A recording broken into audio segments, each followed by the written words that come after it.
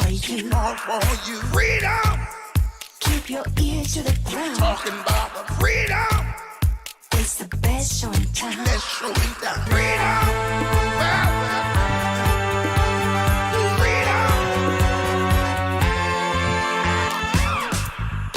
Air quality isn't the first thing that comes to mind when you think about chess and esports, but it affects our focus, decision-making, health, sleep, and more. What's in the air you breathe? Find out with Air Things. Breathe better. Live better. Let's take someone with a random account, with a random name that just seems attractive. Play live online against the world's top chess players while they stream their thoughts live. As a Chess24 Premium member, seize the chance to have your moment of fame. Get a peek inside their lives with question and answer sessions, in-depth teaching, analysis and interviews. The Champions Chess Tour, with countless accompanying events, is happening now. Tune in on Chess24. Want to raise your chess to a new level? Challenge Yourself is an exclusive, innovative experience designed for Chess24 Premium members. Train like a champ, with a unique set of lessons prepared by the coaches of the challengers. Boris Gelfand and co. will help you improve your chess. Play a champ. Play a grandmaster each day in Banter Blitz. Take advantage of this incredible opportunity from June 10th. Go premium and challenge yourself. It's time to take control of your journey towards chess mastery. Magnus Carlsen introduces Chessable, the definitive solution for studying chess. Move Trainer uses the science of spaced repetition to identify your strengths and eliminate your weaknesses. There's no need to set up a board, remember which page you're on, or keep track of all the moves you miss. Move Trainer empowers you to go from the opening to the end game with confidence. It's a seamless, effective, and fun way to study chess. Choose from one of the largest online chess libraries in the world, with hundreds of titles ranging from classic books through to our exclusive Chessable courses, including over 100 free courses. Get expert insights from International Master John Bartholomew, Grandmaster Sam Shankland, International Master Krzysztof Sulecki, Grandmaster Simon Williams, World Champion Magnus Carlsen, and hundreds of other instructors. Get started now and join our growing community of over 100,000 chess enthusiasts at chessable.com. Chessable, take control of your journey towards chess mastery. Hi there, it's Grandmaster Simon Williams here from England, otherwise known as the Ginger GM. I'm here to announce a real amazing opportunity, an opportunity that has never been tried before, an opportunity that is open to everyone, and it is something that I think you'll be very interested in. The opportunity is to create your own Chessable course, and the prize for this, the best course that is picked out, is $5,000. Now, you may obviously have known me from many different things, my Chessable courses, my commentary with some of the world's leading players, my collaboration with some of the world's leading analysts and theorists out there. And the other thing about this is if you create the course that wins, I will be filming it for you. So you don't have to do the filming, you just have to create the course and I'll make it come to life. So on top of that, you get $5,000 and an amazing course. This is all thanks to Chessable, who are arranging this, and if you want to know more about this, do go to chessable.com/create. Go and check it out now. It's a brilliant opportunity. The deadline for submission is just before midday on July the 26th, so you should have enough time. And you can do the course on anything. Make sure it's detailed, make sure it's good, and I wish you all the best of luck, and I'm going to be very excited to see what you come up with. Good luck you all, and let's make some magic.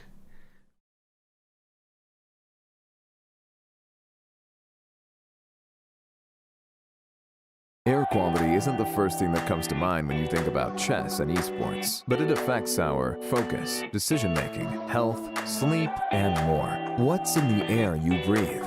Find out with Air Things. Breathe better. Live better. Watch chess tournaments online? Don't just watch.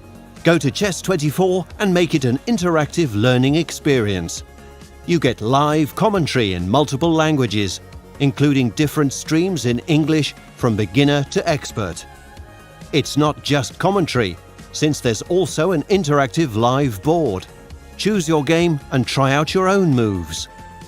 All moves by the players get near-instant cloud analysis from the latest chess engine, which will also analyze any move made by a premium user. Open the tab Opening Tree. It contains a database of 500 million positions from historical games. Has the current position ever occurred before? What did the best players play? The database tab lets you search full games and load them on the interactive board. There are many more tools for chess learners and experts. Come to Chess24 to watch all the online and over-the-board chess tournaments happening worldwide. Discover a new way to watch chess. Be part of the experience.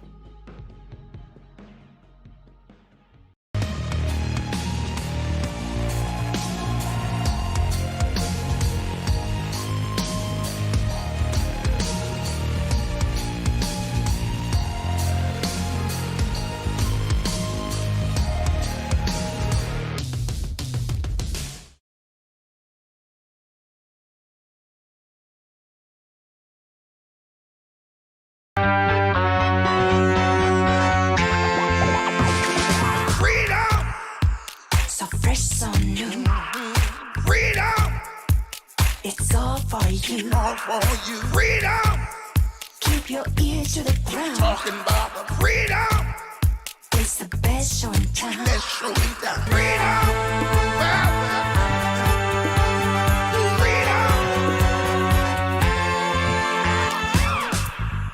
Air quality isn't the first thing that comes to mind when you think about chess and esports, but it affects our focus, decision-making, health, sleep, and more. What's in the air you breathe?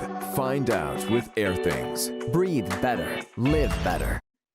Let's take someone with a random account, with a random name that just seems attractive.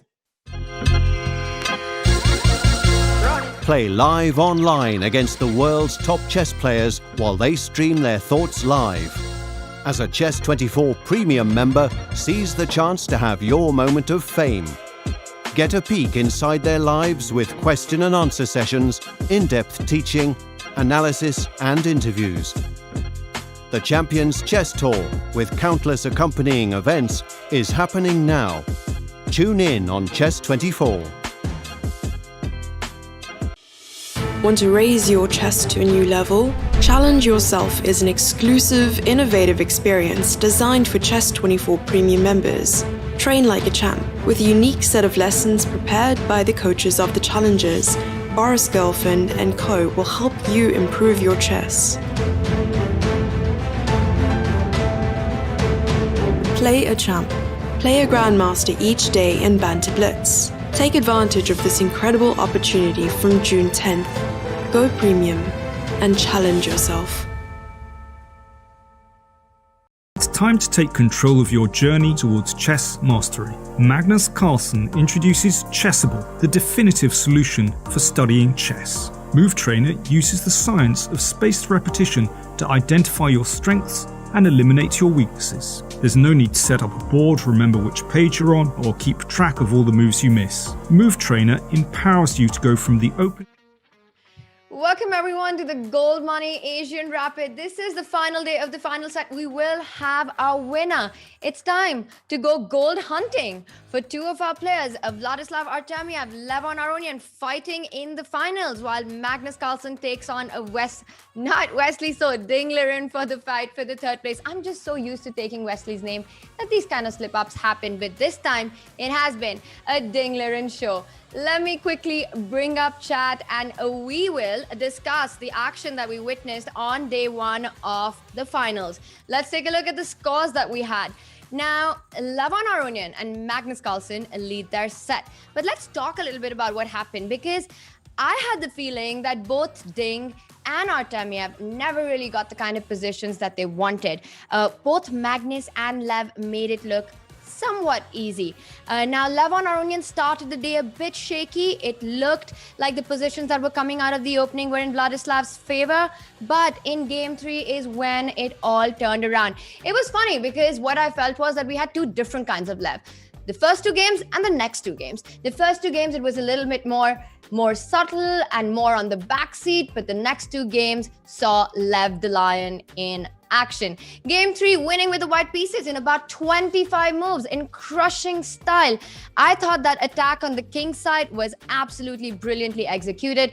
If you missed it, definitely take a look at that game. An absolute masterpiece in the art of attacking your opponent. Artemiev in game 4 also he did have some chances there, but really didn't manage to make anything much out of it. And I think in his post-game interview, he also mentioned that he was just not feeling up to the mark. And on day 2 is when we're expecting the big guns from Artemiev. This is what Lev had to say about the upcoming final set, where Lev needs just 2 points. He just needs 2 points in the rapid portion to wrap up the deal and win the gold money Asian Rapid. I'm sure Vladislav is going to bring everything he has because he is a great player.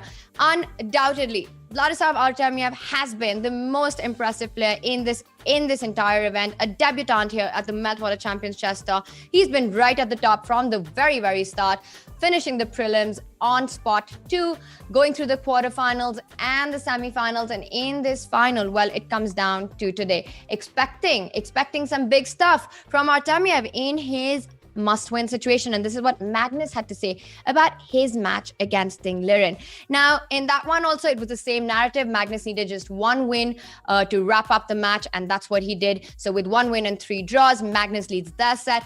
And this is what he said. It's a bit like playing Wesley. See, this is why I keep getting confused. It's a bit like playing Wesley for the 3rd place match. That is something that we've seen happen before. The funny thing is that Magnus versus Ding could have very much been the finals of the Gold Money Asian Rapid had these 2 players not royally messed up on day 2 of the semis. But that's what chess is all about. It's not over till it's over. All right, let's bring up our chat. How is everyone doing today? Where is my browser? Where's my chat? Why am I so lost today? A big hello to everyone. Now, also, quick format round. Of course, it's the same. The players will be fighting in 4 rapid games and 15 minutes, 10-second increment. Levon needs just 2 points. But if Artemiev does fight back and he wins the set, today is the day for playoffs. Then it's the same story with Ding. If he's able to strike back, we get a playoff in that match as well, which will have 2 blitz game and eventually an Armageddon if that's a tie as well. Tommy Chessable is awesome. I couldn't agree more. I think for just about anything that you want to improve in the game, any aspect of your game, whether it's the middle game or the opening or the end game, there's a course out there for you. And I think it's a brilliant time to be in chess right now. We've got all these top grandmasters, you've got the world champion just sharing their insights and valuable knowledge in these courses. So if you're serious about improving and investing in your own game, definitely check out those courses. And okay, I've got chat in front of me. Let's see what else is going on. Howard, thank you so much. Talking about Danny entertaining us yesterday was a lot of fun with a bit of a, not just a chess, but a bit of a rock concert that we were treated to by Danny at the very end. All right, now the other fun thing that we had, actually, chat, I don't know if you know about this, but there was, when the candidates were on, Chess24 did a giveaway, and it was an India-specific giveaway, and where the players had to come up to describe 4 of their favorite players in just 1 word. And it was a lot of fun to everyone who participated in that. Thank you so much. It was on Instagram, and we had a lot of you sharing your thoughts in just 1 word for 4 of your favorite players. And this was the bundle that the 3 winners were going to win. So a 1-month premium membership. One of my favorite mugs from Chess24, the famous friendly legend mug. So that as well. And look at these socks. If Chess24, you're out here listening to me, please send me all these things and more. They've got some really cool merch, so definitely check that out on Chess24. But finally, we picked our 3 winners. Let's see if we can have If we can have that on screen. Gaurav, who am I rooting for? Hard to say, really. I think I'm really, you know what I'm rooting for? I'm rooting for a playoff. I would love to see this go down to the wire like we've been seeing in the past. And I think it's just so exciting to see a big fight. So I am hoping for some comebacks today, chat. Let's just put it like that. And we had Shanmukha Vadi, one of our winners, saying, Anish Giri, a Trojan wall, can't breach his defenses. That's an interesting take. And I think it does make a lot of sense because very often we see Anish very resourceful, extremely solid in positions where he's in danger. But I'm just wondering if Wesley would kind of fit that bill more, but of course they had to pick a player from the candidates. So well done on that. MVL, the scientist, also makes a lot of sense with his Naidov expertise, Grunfeld expertise, Nepo's carefree style of play. I would agree with that. And Caruana, the machine. Well, he does calculate like that. So congratulations to Shanmukha Vadi for winning the chess bundle on Chess 24. Expect some very cool goodies coming your way. Eero Sanan, Artemiev deserves it much more. I think anyone who's in the final deserves it. It's such a difficult path to the finals. The players have to prove themselves in the round-robin format as well as in the knockout format in a very, very difficult time control, a very exhausting gameplay here with 4 games every day. So everyone who's in the finals, I think each of them deserves to be a winner. Our second winner of the Chess 24 into India giveaway, the 4 a.m. friend. We all need one of those. Anish Giri, wow, that's a lot of superhero reference here. The Iron Man, I get that. Anish is just super cool. He is super strong at chess. Really funny. I completely agree with that. Fabiano Caruana, Captain America, also makes a lot of sense. Jan Nepomniachtchi with some cool powers like Doctor Strange and Maxime Vachiligov, Ant-Man. I'm wondering what that is, how we could fit that in. And I think what I love is Magnus as Thanos. What do you have to say about that, chat? Do you think Magnus would be Thanos in the world of superheroes? I think that makes a lot of sense. Like he has this approach where, you know, he's got a vision. He's got a plan. He's going to go through with it. He doesn't care about what anyone has to say about it. I think it makes sense in an alternative universe. Run from it, hide from it, destiny always arrives. That's exactly how it feels when you're playing against Magnus. But Levon in this Goldmoney Asian Rapid had something to say about that. All right, we also have, I think, another winner, and that was Archit. All right, just in time for all the football action that we've been treated to as well lately. Anish, the goalkeeper. Now, Jan, to me, would definitely be a striker. But all right, you put him as a midfielder. Maxime as a striker makes sense. Very aggressive, very combative. Fabiano Caruana, solid defense.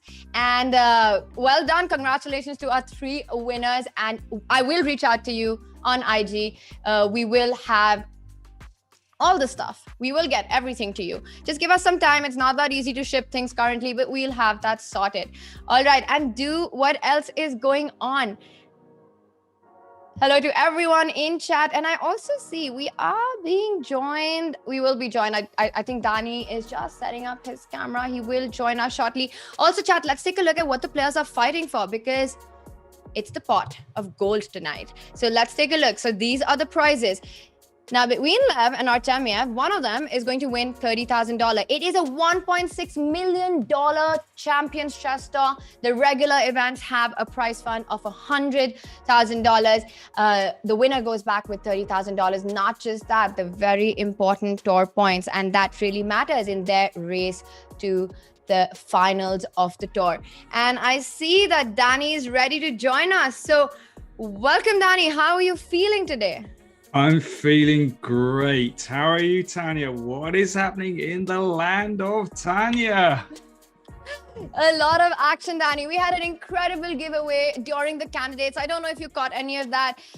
Everyone got super creative describing these top players and who they were rooting at in the candidates using just one word. So that was really interesting. We've had 3 winners win some really cool stuff.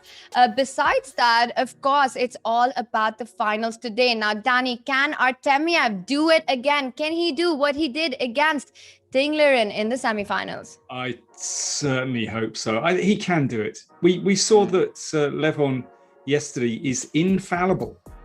Well, he's not infallible. What am I saying? Do you know what? Something that's been on my mind is, in sports, they say you have to win the next moment. You know, you can't play a perfect game of chess. You can't play a perfect game of tennis or football. But somehow if something goes wrong, you have to look forward to the next moment, to the next challenge, the next tackle you win. That's what you have to look forward to. If you are affected by what's happened in the past in the game, then it's a disaster. And I think that is what happened to Artemiev yesterday. Game 2, absolutely crucial, when he failed to win this, I would say, a technical position. Actually, do we have time to have a little look at that? Because let me show you something that I think was very important right at the start of this endgame. Let me try and find the crucial moment. Yeah, it'll be around here. Here we go. So we reached this endgame, and Artemiev was a pawn up, but he failed to win this one.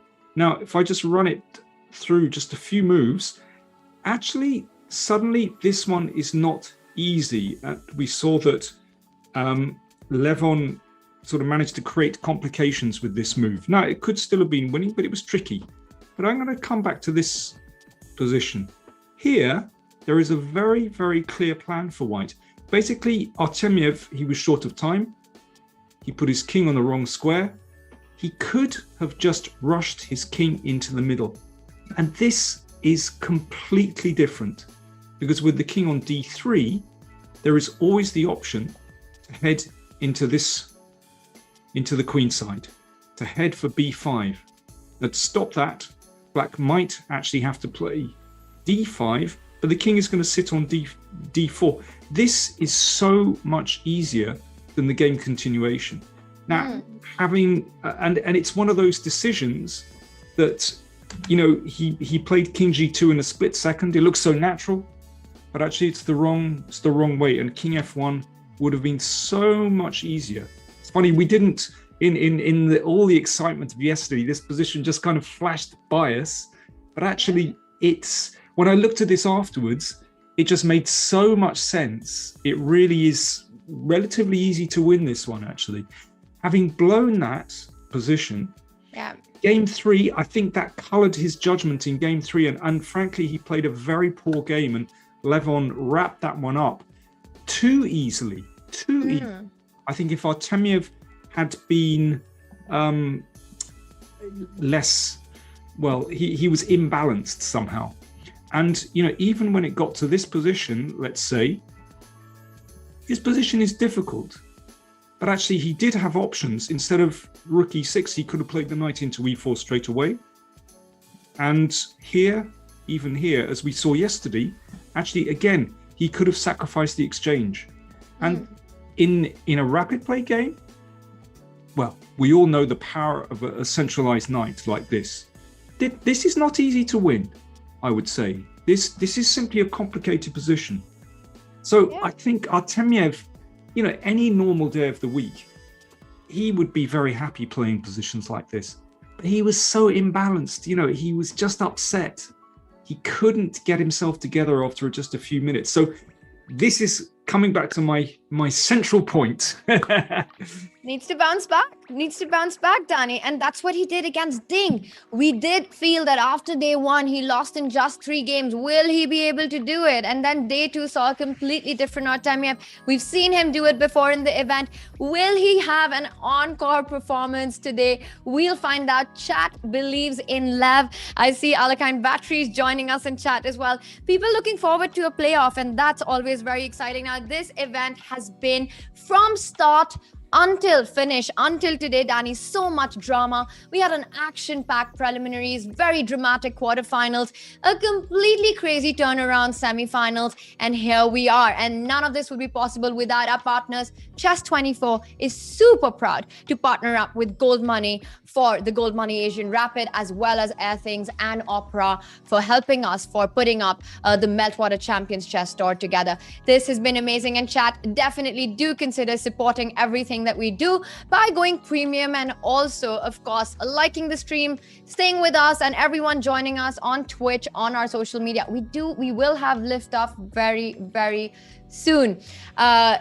Last couple of things in chat here, Danny. Looking for a crushing beatdown. Tommy, I don't think we're gonna have a beatdown. I think Artemiev super motivated in this event. It means so much to him. It's a golden opportunity. I really think he's going to come up with the big guns today. He's going to give a tough time to Lev today. Rock on, GM King. Thank you very much. I can't see the chat, but yeah, just send the nice ones over to me, Tania. Send the nice ones over. Listen, coming back to my main thing, you've got to win the next moment. Maybe not just in chess, not just in sport, in life. Put it all behind you. Whoa. You win the next moment. So listen, we should cut straight to the game. Let's do it. That's some great life advice. And here we have the action that's coming up. Levon Aronian taking on Vladislav Artemiev. Artemiev has to win this set to force a playoff. Lev needs only 2 points out of the 4 upcoming rapid games. And Artemiev starts with this non-committal system. We've been seeing this approach from him throughout the event, Danny. Yeah, and actually, I mean, I quite like it because it can lead to non-standard positions. You know, they're not playing down 20 moves of Berlin theory or Spanish theory or something. You know, from the word go, Levon has to think things through here. And again, he's taken this decision to take on c4. We saw it in a similar position yesterday, which leads to imbalance. So we have, well, I was going to say a kind of Grunfeld, but with the pawn on d3, no Grunfeld. And yeah, it's just an interesting position, actually. I mean, I think Artemiev will be happy to get something that's non-standard on the board. So I guess the queen is going to come back to c2. Could go to h4. I've played in this way myself, actually, and you know, this is quite a reasonable way to play. I mean, if black castles, you can play bishop to h6. And very often you get an endgame quite quickly. But queen h4 is reasonable. Or, of course, one can simply drop the queen to c2, although white has lost a lot of time with the queen. Yeah, he has gone to h4. That's the move I prefer. I think queen c2, you lose too much time. E5 is possible, and you can. I think I might have had this exact position with white, actually. And you play this endgame. I wouldn't say it's anything special for white, but it's just quite an interesting position. So I think Artemiev will be reasonably happy here. All right, and I think e5 is timed so well as well, just before white gets in with bishop h6 or knight g5. And now the problem of playing a move like knight g5, threatening a mate on h7, is simply that the pawn advances. You can go h6, kick that knight out, trade the queens. So a very nicely timed e5. One might feel that it blocks the bishop on g7, but that's very temporary. Not just that, it's also eyeing that d4 square. Black has got these plans of going knight d4 at an appropriate moment. So I really like this handling of the opening by black as well. Danny going e5. Now, very often during the Meltwater Champions Chess Tour, we speak about body language and how the players are on camera. The one thing that I've noticed with Lev is that he's always so calm and just leaning back on his chair. You see all these other players very focused, just into the camera, into the board, completely out there. You know, you can see the stress and the nervousness. But here, you look at Lev, and you feel like he's watching a football match and not playing the finals of the Goldmoney Asian Rapid. Yeah, he's chilled. We like that. By the way, after e5, there's an alternative for white, and that's to play bishop g5, which obviously keeps the queens on. If f6, then I don't know about bishop h6. That's possible, but one could simply slide back to e3 or d2. I'm not quite sure which, but, well, let's go bishop e3. I don't know if is this advantageous to have this for black or not? I'm not sure, but it would keep the queens on. So bishop g5 isn't. Yeah, he's played bishop g. Oh no, he didn't. He actually exchanged. There we go. He exchanged queens and then played bishop g5. That's a pity. I mean, I think it might have been nice to actually keep the queens on. But listen, Artemiev is happy like this. Levon playing so quickly. He doesn't need to play knight e7, but just a very quick, very bold decision. And he seems to be continuing exactly this method of playing that you were describing yesterday, Tania, just playing with a very free hand. Yeah. And Danny, it's something that he mentioned in his interview as well. And I think that was super insightful, that he's consciously trying to play fast here. He wants to be more intuitive. He doesn't want to fall short on the clock. And that's also exactly what had a big payout in his semi-final match against Magnus, because he was always up on the clock, always putting that pressure on Magnus on the clock. So I think this playing fast approach in these formats, it often works out more than it doesn't.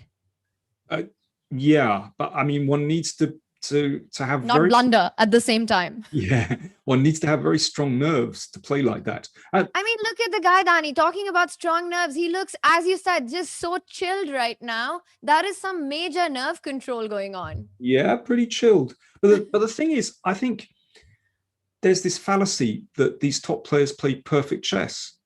If you play this fast, as Levon is doing, it's inevitable you're going to make inaccuracies, you're going to make mistakes. This is normal. There's this fallacy that the top players play perfect chess. They don't. The key is not to worry when you do make an inaccuracy and you carry on and you make the best of it. This is what the top players have. Incredible mental fortitude, resilience to bounce back, not just from blunders, but even those little inaccuracies. And I have to say, in my chess career, I don't think I was very good at that. You know, I wanted to make perfect moves. I wanted to play the perfect strategy. And actually, I think that can be a handicap. When it works, you go, yes, wonderful. But so often, actually, it doesn't work. And, you know, you can get very upset because you've missed a little something. It can really disturb your balance. And I will fully admit that I probably should have worked harder on that. That's actually some great advice, Ani, and not just chess-wise, life-wise as well. I think this commentary today is going to be a bit of a therapy session.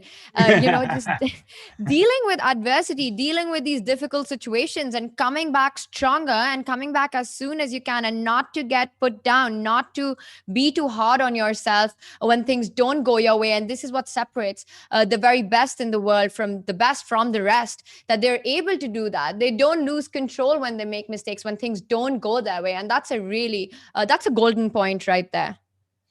Yeah, I felt the need to share. I've Danny, have you ever considered a career in therapy? I think you'd be great. Not yet.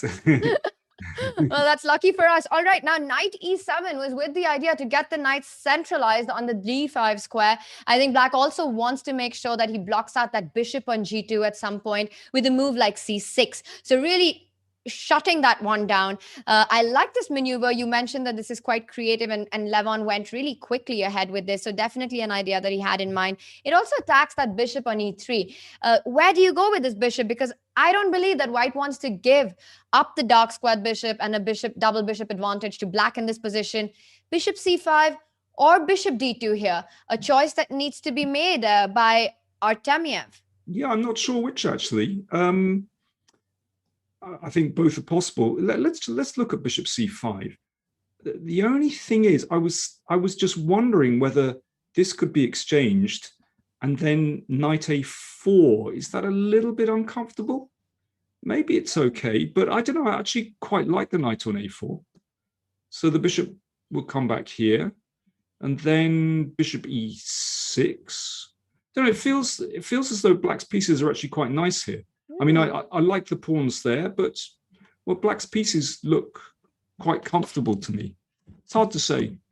He's played back. Yeah, it doesn't surprise me. He exchanged once and put the bishop back on d2. I think that's the most prudent, actually.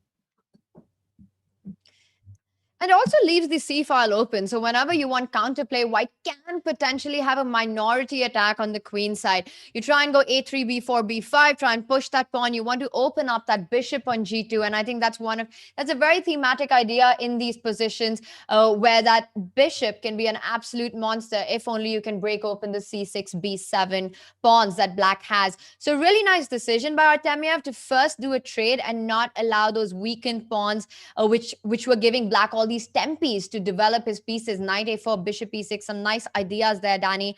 Bishop d2 falls back. I still think that black is absolutely fine so far. Danny, according to me, the path for white is to try and get a successful minority break on the queen side. Would you agree with that? Yeah, I like that strategy. I mean, I've always been a Sicilian player and he's played b4. There you go. Excellent. I mean, I've always been a Sicilian player as black. And I feel very comfortable with this kind of strategy. One of the reasons is that you have a rock solid center. I really like that. So basically you do all the hard work on the queen side, and whatever happens, your center is perfect. And it's very hard for black to get a hit at that center and the king side. So you want chaos on the left, on the queen side, and in the meantime, everything is solid in the middle. That's the basic strategy. Having said that, let's look at it from black's viewpoint. Black has a very, very solid setup as well. I like rook c2, bringing the rook over to b1 to carry on with this strategy.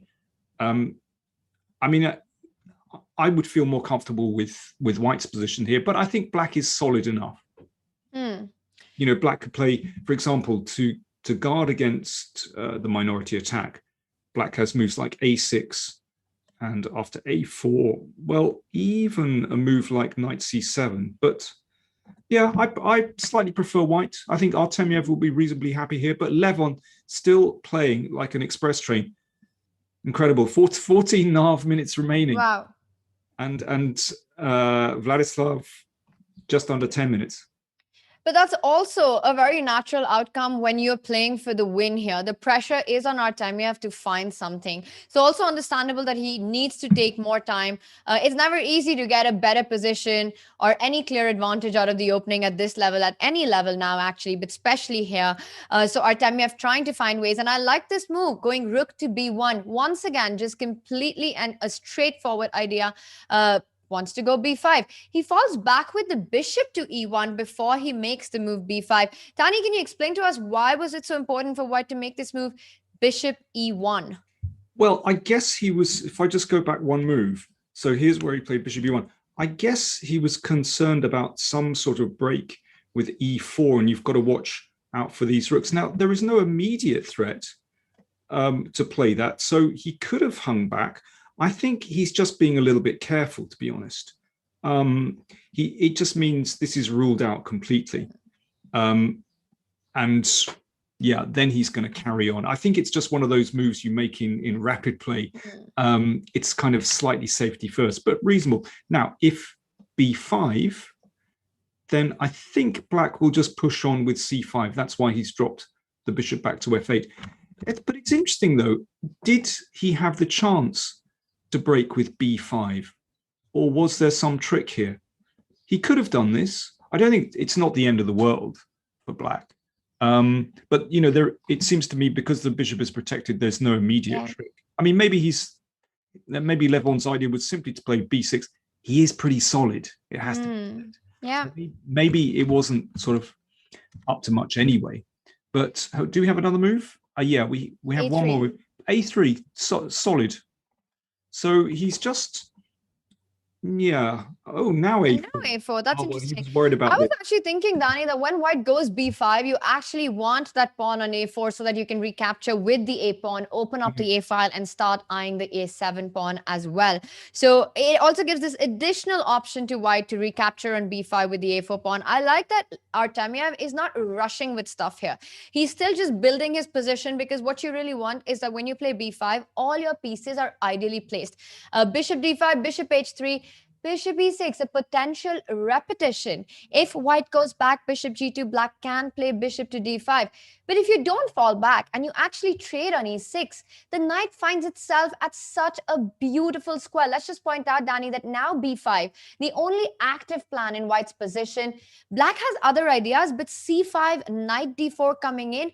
And this is exactly the kind of response that black wants to b5. This makes me feel that actually the way Lev has played and how quickly he's played, he's just neutralized white's edge and any active play out of the opening. Yeah, he looks pretty comfortable, I have to say. If we just go back a move, after bishop d5, actually Levon actually, I think, has a clear threat to play e4. I mean, obviously, if that's exchanged, then a bishop here would win something. So e4 would damage white's pawns at the very least. So yeah, I think Levon has played it very sensibly. We've got some more moves. Hang on, let's just get up to date. That's interesting. So he fell back bishop to f1, and I think you're on point with that. So first, white made sure that black's bishop falls back to e6 so that e4 move isn't possible anymore, and then comes back with the bishop, also really reinforcing the defense on d3, which might be required at some moment. Not just that, if black goes e4 at some point, white's bishop from f1 can come into play after a move like e3. Black insisting on the threat of e4 by making the move bishop to f5. White stops it with knight d2, and finally black's knight anyway comes to that power spot that we've been talking about. Now knight d4, a threat on the board.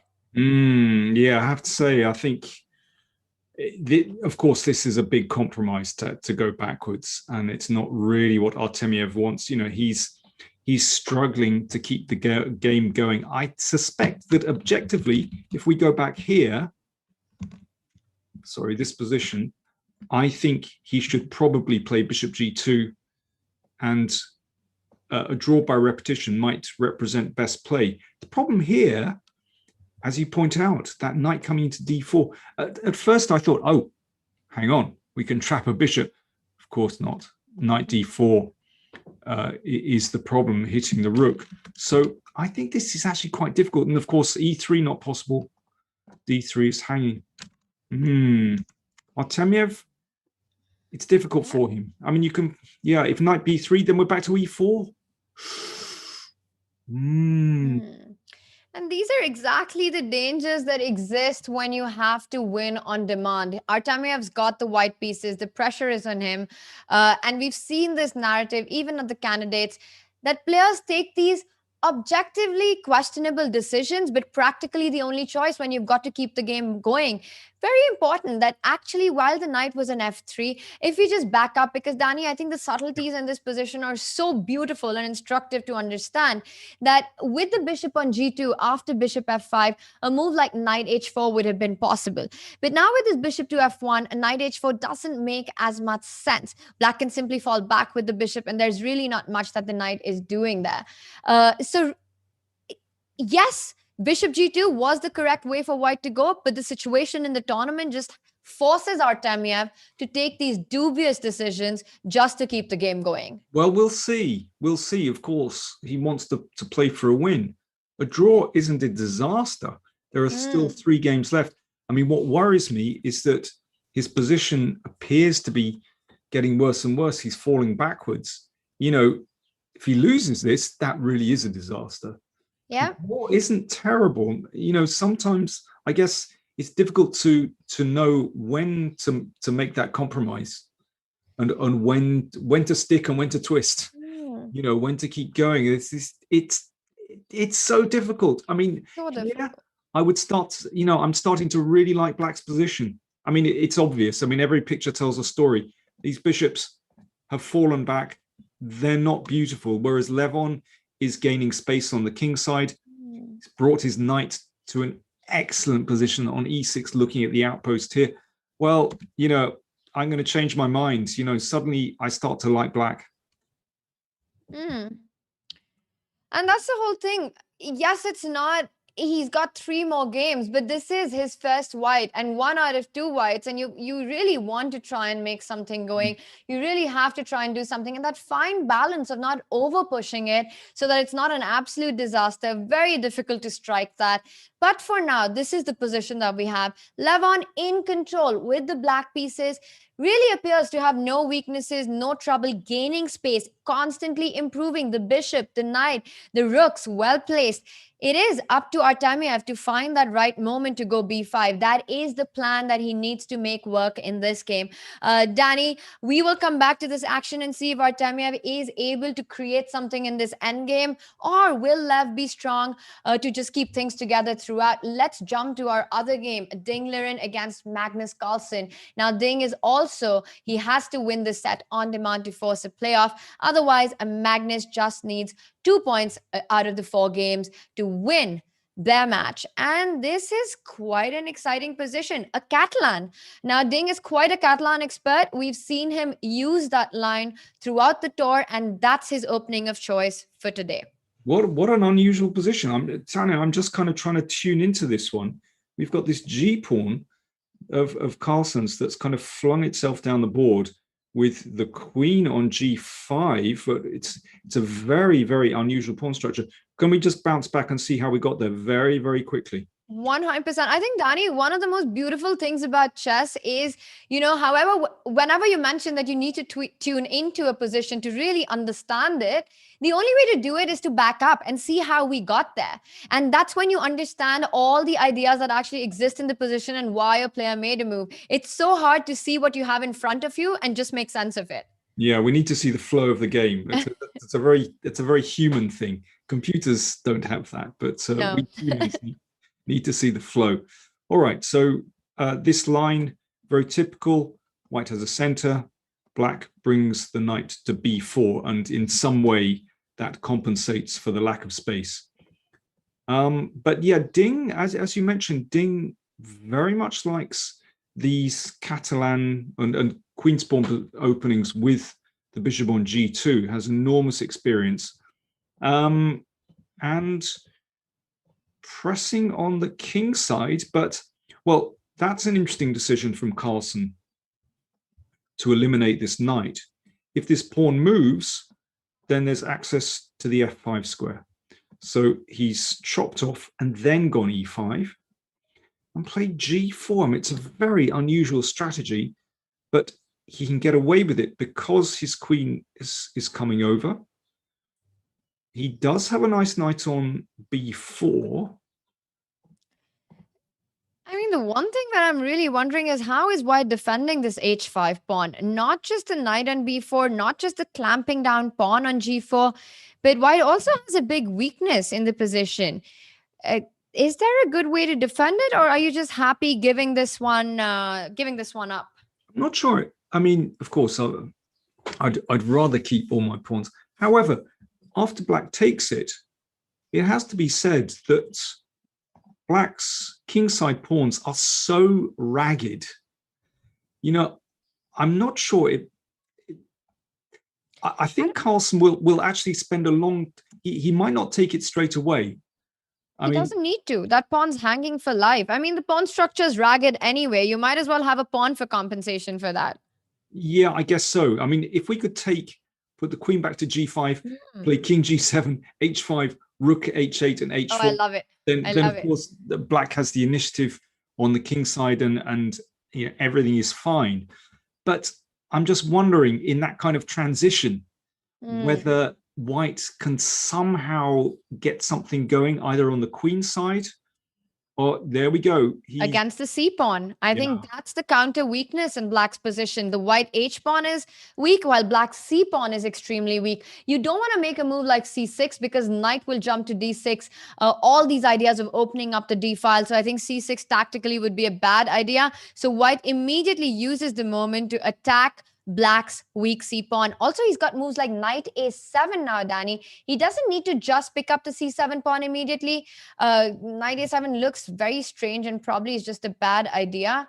I'm not really sure what's going on, actually. Yeah, I don't know. I mean, there are lots of options. Knight a7, knight c7, rook c7. Okay, well, let's go with your move first. I think the problem, just to rule out one of the options, I didn't like rook takes c7 because then black trades and gets his own rook to the c file and gets control of the c file. So I think that one we can rule out. How do you mean? How do you want to do that? If instead of knight c7, picking up the pawn on c7 immediately with the rook. I like this. This one I like the least because I think if nothing more, but at least black has the option to capture control of the c file by trading it off once, putting the rook. And white, I don't know if you want to make the move d6. There's knight c6, knight d4 coming in. No, I think I do actually. I think because actually I think the knight could be very useful here. That's a good point. Because listen, I understand if the knight remains here, but you know, there could be the option just to give it up. Knight d5 here. Indeed, knight d5 could be very strong. But I'm looking at other moves. I'm also looking at queen. How is queen b3 with the idea of capturing on b7, or indeed this move, rook d5. Okay, it's a cheap trick. I must admit, it's a very cheap trick. That's pin and wind. Yeah, of course, black can move the queen back to here, but then I don't know. I think rook c7 is possible. Well, he's actually played knight c7, but in some ways that's quite similar, and I like it actually.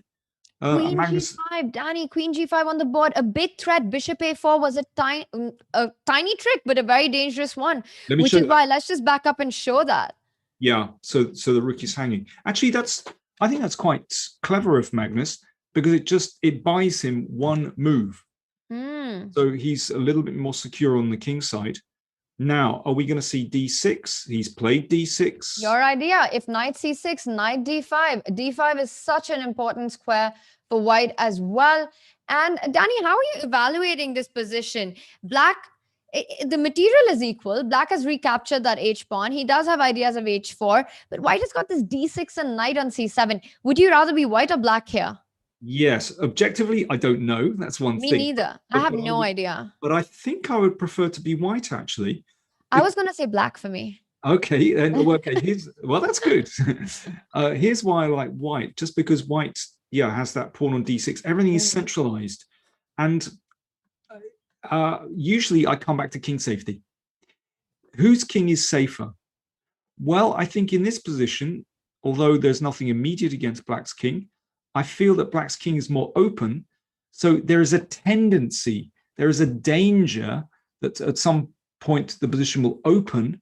And just in practical terms, I feel with black's king being a little bit more insecure, I prefer white. I like bishop b5. That's a great idea. Also, he can follow up with king g2 as well. But bishop b5, excellent move by Ding. Just removing the blockader.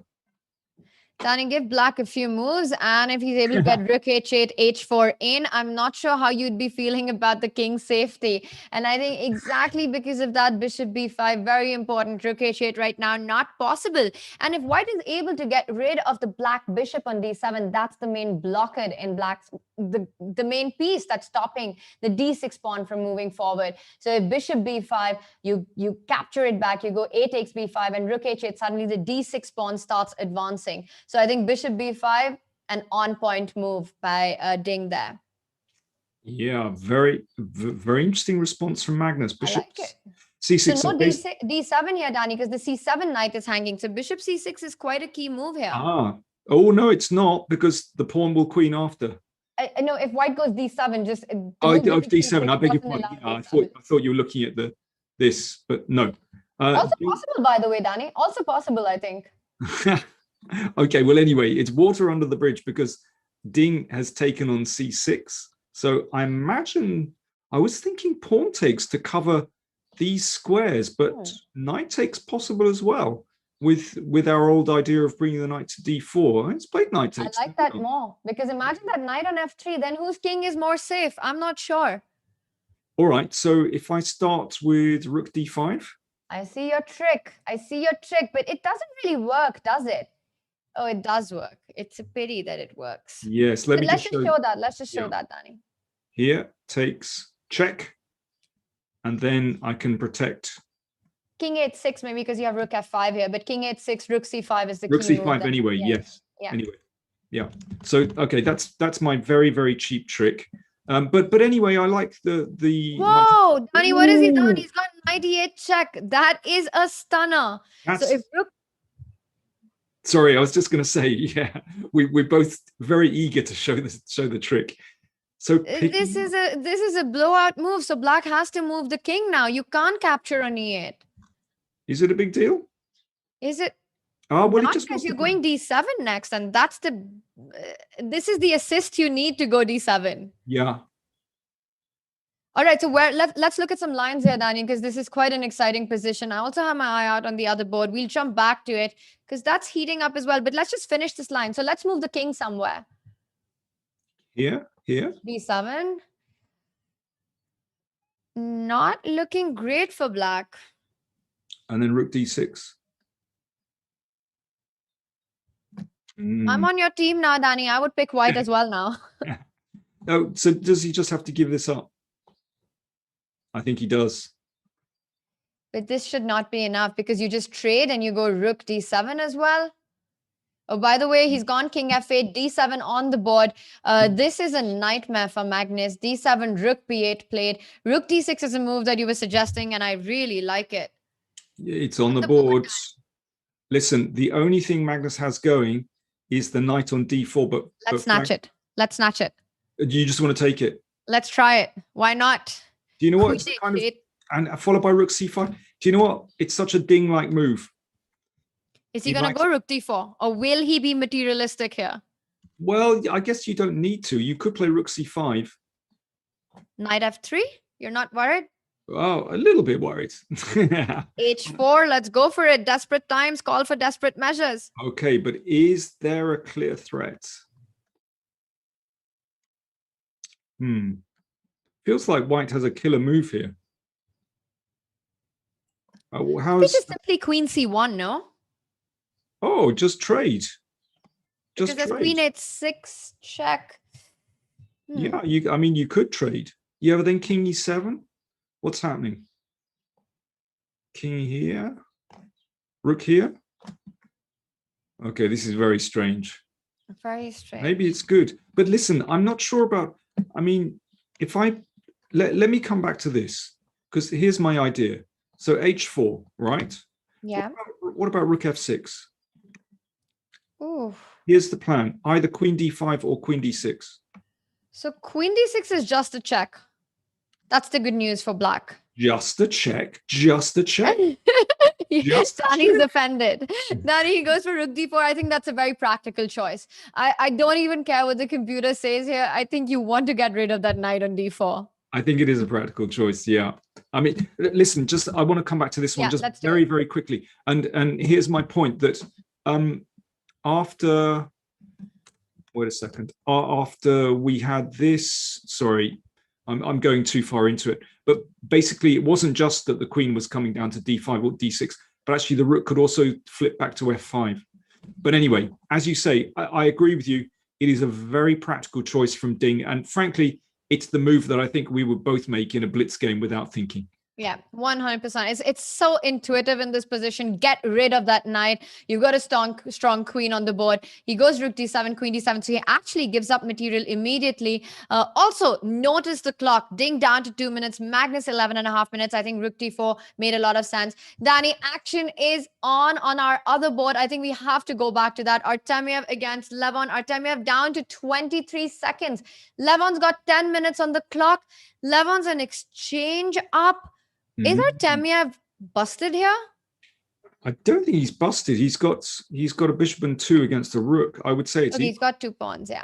It looks equal to me.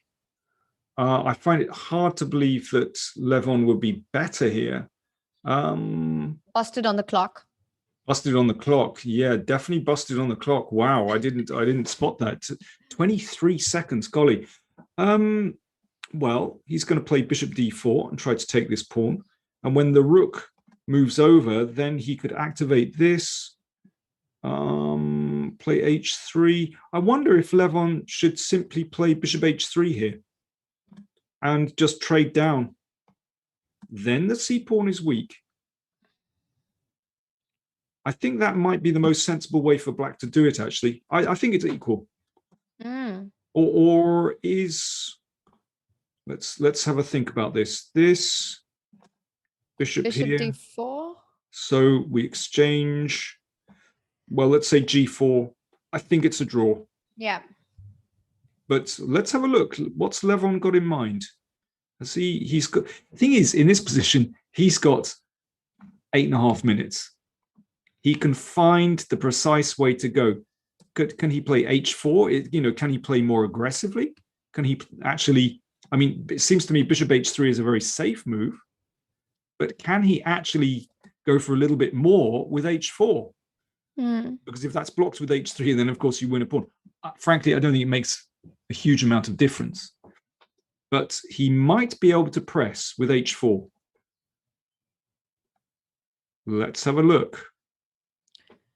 Well, this direct line with bishop h3, I have a feeling that white wouldn't be unhappy with it because you trade the bishops and then you go f4. And I think white can just never have any problems in that endgame, with this, and also this h5 pawn weak might be a bit of trouble.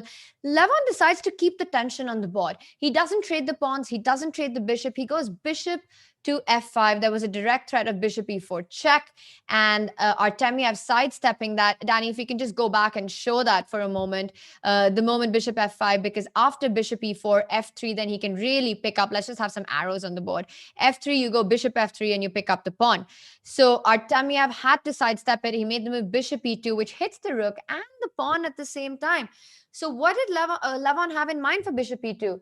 But basically, the whole look, when I was suggesting bishop h3, it was just a way of killing the game, just to draw it. But block it out. What Levon has done, he's playing for a win. So bishop f5 is a winning attempt. Very nice. Because rook d2, g4. So after this, yeah, now he's going to take this one. We got another move. And where is that bishop going, Danny? That bishop is in a bit of a trouble. It's dominated by black's bishop and king. You don't have a square. So what white wants to do with bishop c3 after rook h2 is give a sneaky check on b4. So you give a check on b4 and create an escape square for your bishop on h5. Let's just see that. So here, and bishop b4 check. Yeah, and now the bishop will... Hang on, what happens on king d8? Oh, no, bishop f7? Bishop f7, I beg your pardon. Yeah, and it's fine. So, yeah, this is on the board. So after this, but still, this is a little bit uncomfortable for white. Bishop e4, bishop f3. Yeah, sorry, let me just get the... He's played king e6. So, yeah, after bishop here, as you say, e4. Oh, that's right. A nice move, but it gives up another pawn for white. Maybe he had to do it. Maybe he was just thinking after bishop here, this is too painful. I agree. I think white could be lost very, very quickly here. The f pawn would drop pretty shortly. So, of course, Artemiev is worse here. Can he draw? He's got to hit that pawn very quickly, otherwise c4 will be lost. So what does he do? Does he play the bishop round here? He might be in trouble here. I think this is trouble, actually. This is not looking very easy. So he plays f3. White has to try and trade as many pawns on the board as possible. You know what? He checks and he puts the rook here. All right, let's try that line, Danny. So rook h2 on the board, and king rook e3. Rook c2, and also importantly, after rook c2, there was no king d3, but he first trades on f3. So that king f3, rook c2, you actually lose the c4 pawn. And with that, I think, Danny, you lose the game. Yeah, the same story. Basically, he's just made sure he's won this. I tell you what, bishop f5 from Levon, just back a few moves. Very important move. And actually, I think Artemiev in terrible trouble after that. And this is resigns. It's game over now. Once that pawn drops, the b pawn is going to just run. That's it. I think Artemiev can resign this. That is a big blow, a very big blow. You know, Artemiev, he could have bailed out in this endgame. Yeah. But he's pushed it too hard. But Danny, I have to say that idea with bishop f5, giving up that h5 pawn, we'll come back to it, but I think that was such a golden moment in this endgame technique by Lev, just giving up that h5 pawn. And who would have thought that that bishop on h5 could be trapped, dominating that bishop and forcing white into this position? Yeah, very nice moment. Now, maybe let's see. Okay, I've written this one off already, but is there still a chance? The bishop on h? No, there's no chance in this, This Danny. is That horrible. b pawn. He's just going to push now. It's b5. I don't see what the issue is. b5. He's just considering maybe if he wants to give a check on c3 and push the king further back. But I agree with you. b5 just looks like the move you want to make here. So b5, white needs to start moving ahead with the king onto the queen side. So he goes rook c8 first. King has to start moving towards black's pawn. Oh, this is beautiful technique. He's killed the bishop. For the second time in the game. For the second time in the game, Levon traps Artemyev's bishop, Danny. Okay, this is really nice technique. So basically, the king cannot cross this line, and the b pawn makes a touchdown. And yeah, no moves whatsoever. Now that is, we've seen typical Levon here. So here, all right, my first feeling was, well, just push it, just push it. But instead, this is really sweet. He takes away all the squares, and only then he can push. That is, he's the artist. Beautiful stuff. This is art. This is when you say chess is art. Unbelievable. And Danny, the same motive. I mean, twice in the same game, just out of nowhere, creating this domination. Beautiful finish by Levon, making it look really easy in this game one with the black pieces. Meanwhile, Magnus is not having it easy. I think Ding is completely winning here. Okay. Just winning here. Let me see. Any big checks? So you got to take here. All right. So A7 played. I don't believe that you'll be able to give too many checks. At some point, white's king. This is the idea that I know in these positions, Danny. This is what I know about the technique here. And correct me and tell us if this is the way to go. White actually wants the king all the way to B8 in these positions and hide there. Yeah. Well, if we can, let's try. So if I give a check here. Let's go ahead. We've got a plan. We follow it through. Let's go king E3. Okay, I think it might be even simpler than that, because in this position, if I play king G3, there is only one check, and that's on A3. And if I play king G4, then it seems to me there are no checks. No checks. And then I'm going to play here. So yeah, you might be on able to another note, Ding has made it even easier than that. Oh, what is going on here? He's played, okay, went check here. And all right. So he can't queen right now, because if white queens, then black gives a check on G1 and then you queen as well. So white needs to pick up the pawn, goes queen F2, queen G5 has to be played here. And how are you reacting to this check? Well, we're going to run around the houses, aren't we? Right, that's a nice square, because queen H4 will be an intercepting move if there's any check given, trading the queens on the spot. He's got to play queen over. Yeah. On the board. And now how does white finish this off? Do you go E5 here? Yeah, okay. This still actually requires some work. But actually, seriously, I think just taking that pawn. No. Right. So Magnus checked here. If he'd taken the pawn here, then we'd have had that position. But instead, Magnus checked, and that makes things different because the queen is closer. So anyway, let's get up to date with the position. Should be winning, but this is hard work actually. It's not so simple. The good news is there's no check for black. So you have to just wait, keep making sure that the pawn isn't queening. So he goes queen 8, but this allows white to enter in with his own queen. So queen C5 check. You can't go on the D file because then there's queen D5 check, queening that pawn. Okay, so this is actually really easy. This is simple. Now that's it. That's actually over. There was just queen C5 was just game over then. Yeah, it was actually.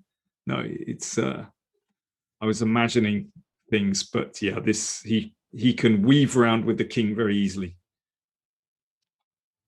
And I don't think it very matters angry which way you Magnus. go, actually. I don't think it matters.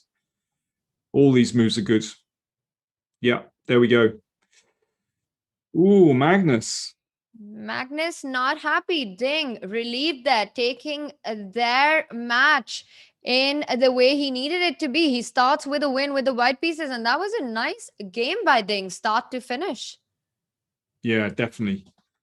But Danny, can we just quickly go back to Lev's game? Because I think the way he played that end game, oh my God, this is what we live for. Okay. Just start from bishop f5 and take us through this moment. So here is where we join the game. And, well, clearly black does not have any difficulties here. I was showing this move, which bishop h3, which basically forces a draw.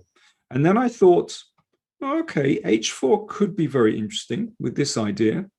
And if takes here, then we have this endgame, which, well, that provides some chances, but maybe bishop d4 is still a draw. And then Levon played bishop f5, and that really is very powerful with the idea of bishop e4. So here, rook d2 takes, and there's the key move, g4. And the bishop comes into e4. And that's quite nasty. Already setting up mating threats. Let me just show that. So if here, we give a check, and then the bishop sits on f3 and mate soon.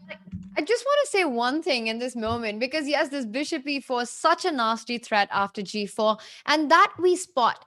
But what we never really understand till it happens on the board is that g4 also traps down the bishop on h5. It just kills it. The king on e7 taking away the f7 e8 square, and the bishop on f5 taking away the g6 square. And that's the other sneaky idea of the move g4. Yeah, it completely discombobulates white, actually. And I see you got in your favorite word, Danny. yeah, that's actually Simon's favorite word, isn't it? Simon's favorite word. Discombobulate. But yeah, listen, it definitely is appropriate here. So rook h1, and here takes, and that bishop is in massive trouble. Check. It escapes. Funny thing is the other bishop that got trapped in the end. And yeah, the only way that white could possibly draw this, I think, is by hitting that pawn very quickly. And that might give some chances, but it's simply not possible to do that. I think it's just too slow in this position. How can we do it?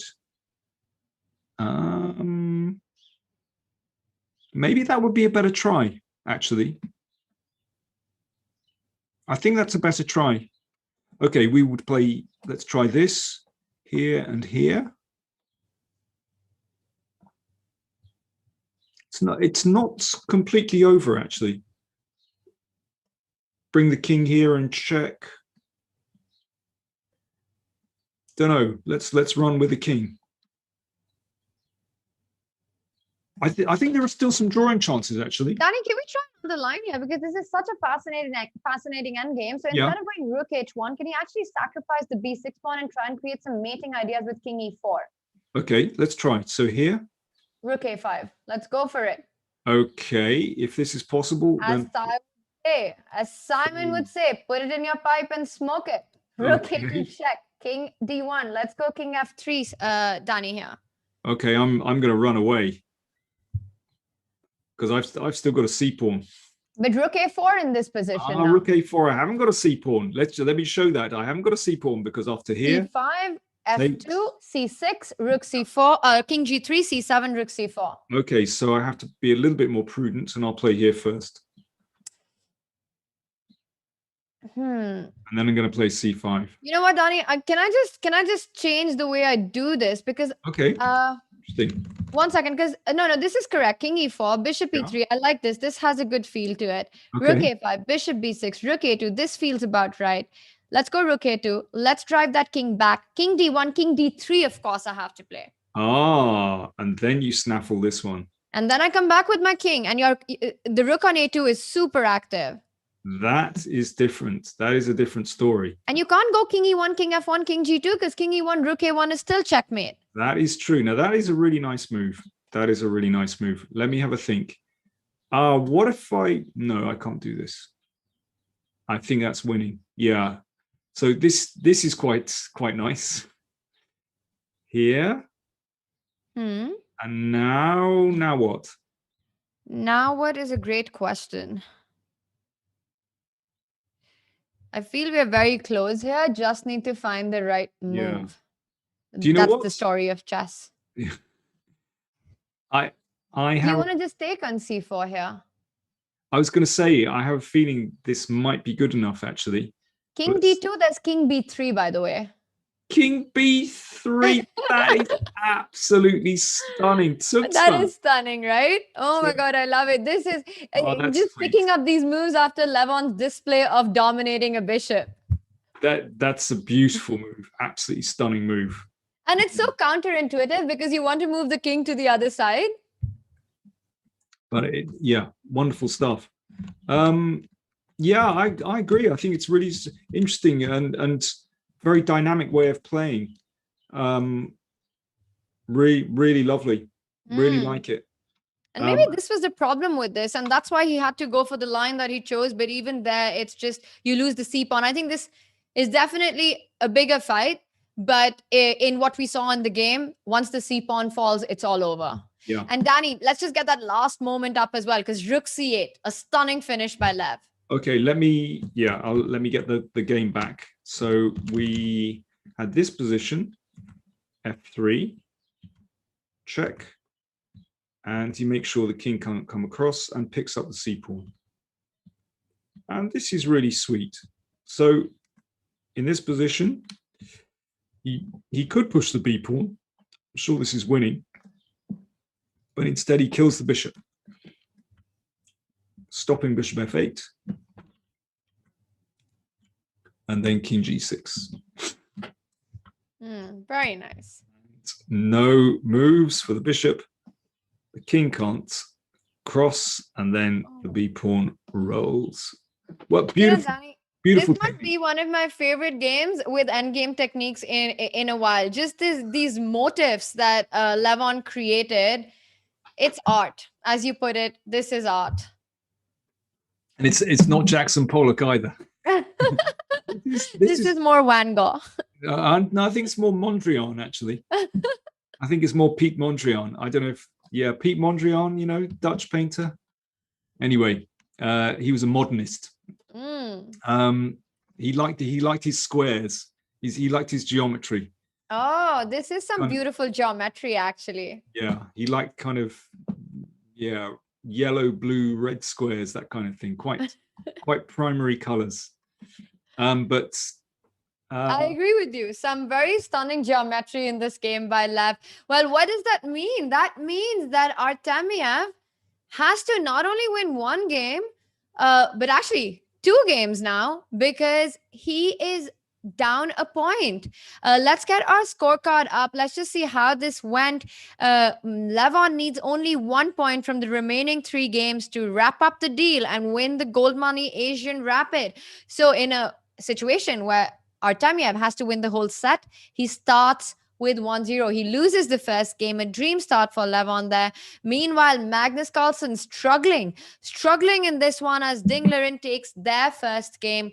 And now Magnus needs to bounce back. If Ding is able to maintain the lead, then we have a playoff in that one. Well, this is going to be really tough. So Levon with the white pieces, if he just needs one more win, and that's match over. One more win, so or 2 draws. That's it. He can kind of push with a clear conscience in his first white game. He's playing with a free hand anyway. Wonderful situation to be in. And Magnus just needs to fight. Magnus just needs to find, I think, that motivation within himself to come back into the game, because we were looking at the camera and it did look like a slightly uninspired Magnus today in this game one. So he needs to come back. He needs to get that shirt change or whatever it is that he does. But we need to see him to come back. I completely agree, but I think the one standout point that Artemiev really needs to take care of, Danny, is the clock situation. He cannot afford to go down on the clock as heavily as he has been in the past. A 10-minute difference in these critical moments, it will come to haunt you. I hear you. In fact, that's been his problem with the entire match so far. Levon's speed, and I was going to say accuracy, but let's just say accurate enough. I think that's the thing. He's sort of been blown away by that, actually. Let's just look at that first game again.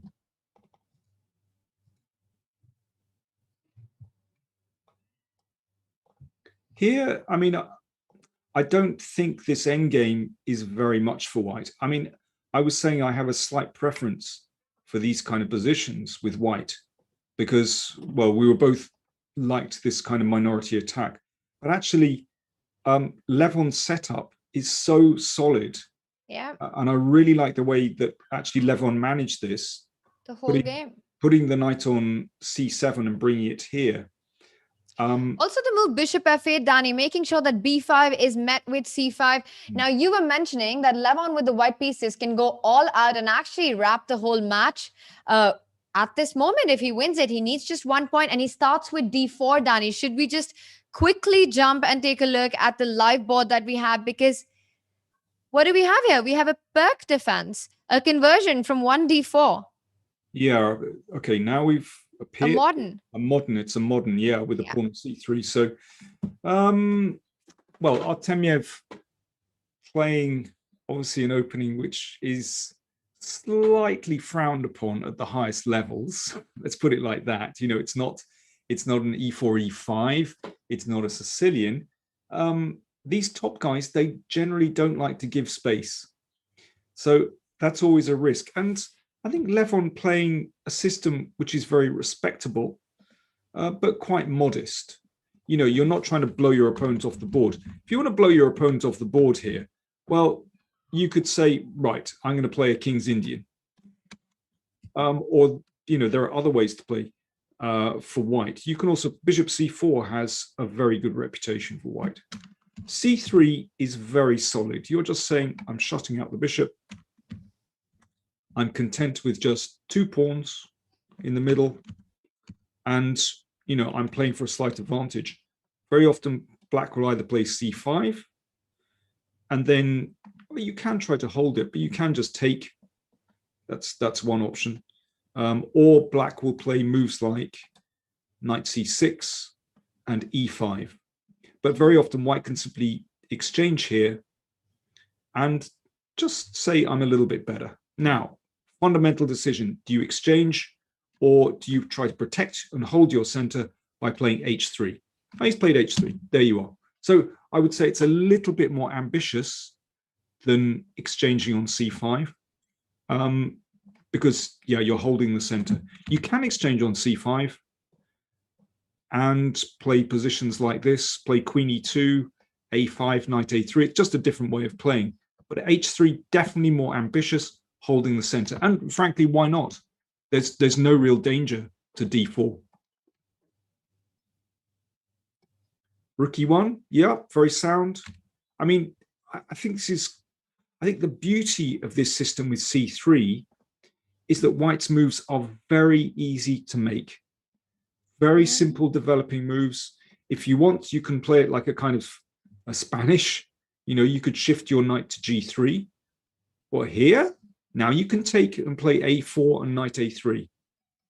For example, here, and a4 and knight a3. And white is very, very comfortable there. You don't have to do that, but it is definitely an option. It's very similar to those positions we had. I think it was when Surya was with us, Dani, for commentary, these structures after e5, you trade. And as you mentioned, white wants to get that knight to e3. That d5 square is an outpost forever. Meanwhile, the d4 square is controlled by white's pawn on c3. So I really like this idea of trading on e5, killing that bishop on g7, and creating a forever square on d5. And then you simply develop your knight with this a4 knight a3 maneuver. No, it's not the only way to play it, of course. We could just go knight a3. Levon has held the tension. He plays bishop e3, just another way to do it. That's also absolutely fine. And the knight may go to a3, it may go to d2. Just holding the center. It's very, very comfortable for white. You know, I very much like playing in this way. I always feel against the Peerts and the modern that what black really wants is for you to kind of rush your pawns down the board, to play, you know, the Austrian attack or something like that, or whatever. I quite like playing in this sort of modest way. I'm just saying, okay, I'm gonna not construct the largest center, but I'm going to construct a very secure center with just a pleasant little space advantage. And indeed, if I go right back here, you know, I think another very respectable way of playing that Karpov always used to play is simply like this, and you castle, and you just say, fine. It's another way of playing. I've just got a nice center. There's, you know, I'm not taking on too much responsibility. You try and gain space on the queen side, h3, bishop e3, and so on. I like this system. I've also played this system as well. I think it kind of takes a lot of the fun out of the position for black, because, you know, black wants to somehow use this bishop. Well, white isn't giving you any chance for massive counterplay. And I think very often when you've got this tension in the center, it all comes down to who is the player who is going to blink first, who trades in the center first. I also want to take a look at these lines of what happens if black actually does dissolve the center. After bishop e3, black decides to not blink first, goes b6, also plays his part in keeping the tension alive. But I think if you trade off everything on the d4 square, white's development comes to play, and that d6 pawn gets really weak. Let's quickly show those lines. Why black doesn't go for it, Dani, if you can just back up after bishop e3. One might feel trading on d4, you take everything and knight takes d4. You know, you've cleared stuff up, your queen is on the open file, but actually there are so many moves that white gets: rook c1, knight b5, d6 weak. So black needs to make sure that he doesn't do that. So he needs to keep that that element alive where he's asking white to trade on one of the pawns. And as we can see, rook c1 played by Lev. Right now it looks like it's a closed file, it's a shut file. What is that rook doing on it? But once again, it's just a preemptive move saying that I'm discouraging you from taking c takes d4, because then my pieces are ideally placed.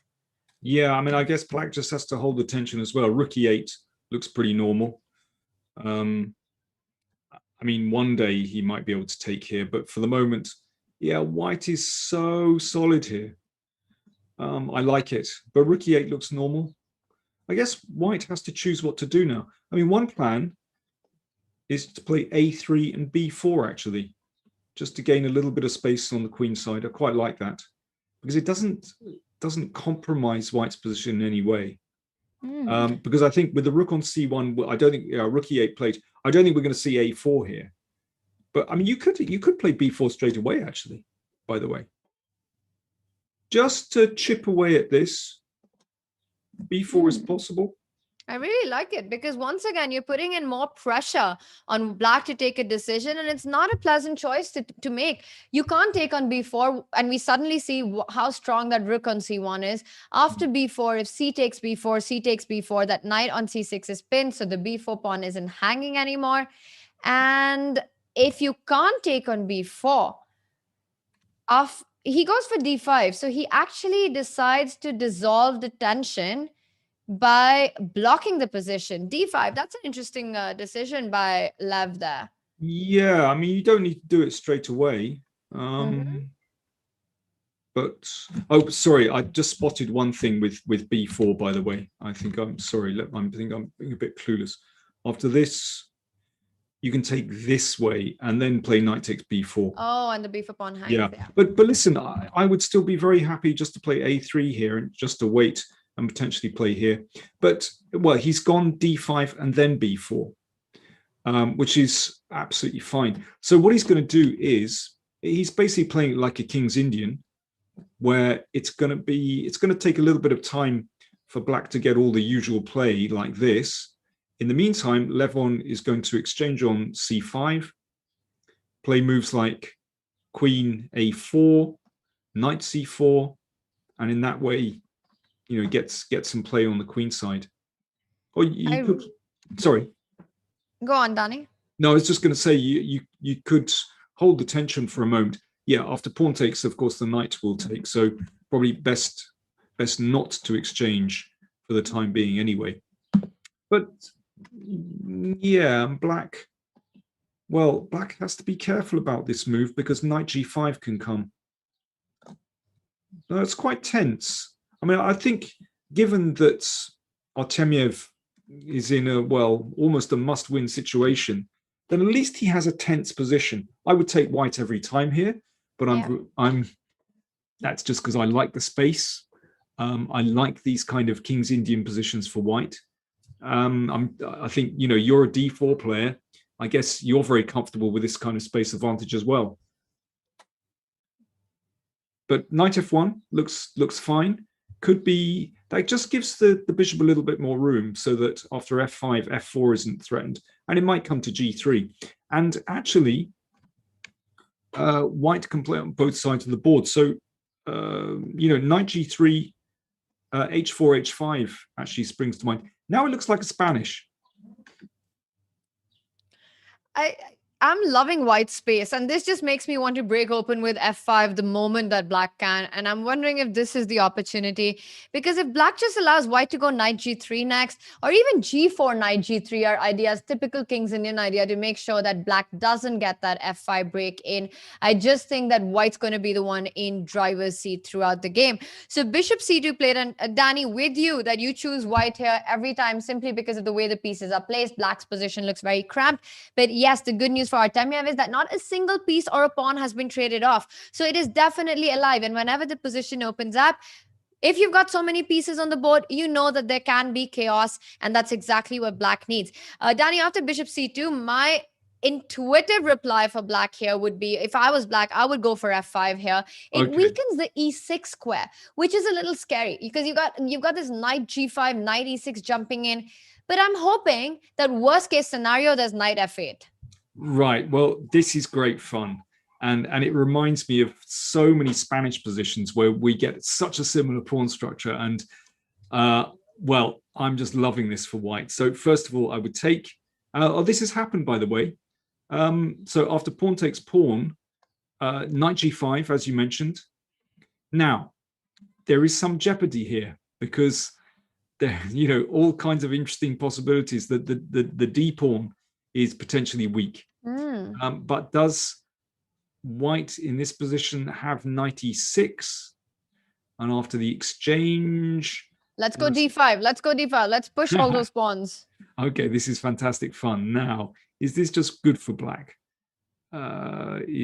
Yes, I wanted to play knight g3, but f4 looks quite good. Maybe that's fine. Okay, instead of this, he hasn't gone knight g5, and I think that does look okay for black. Actually, he's played bishop g5.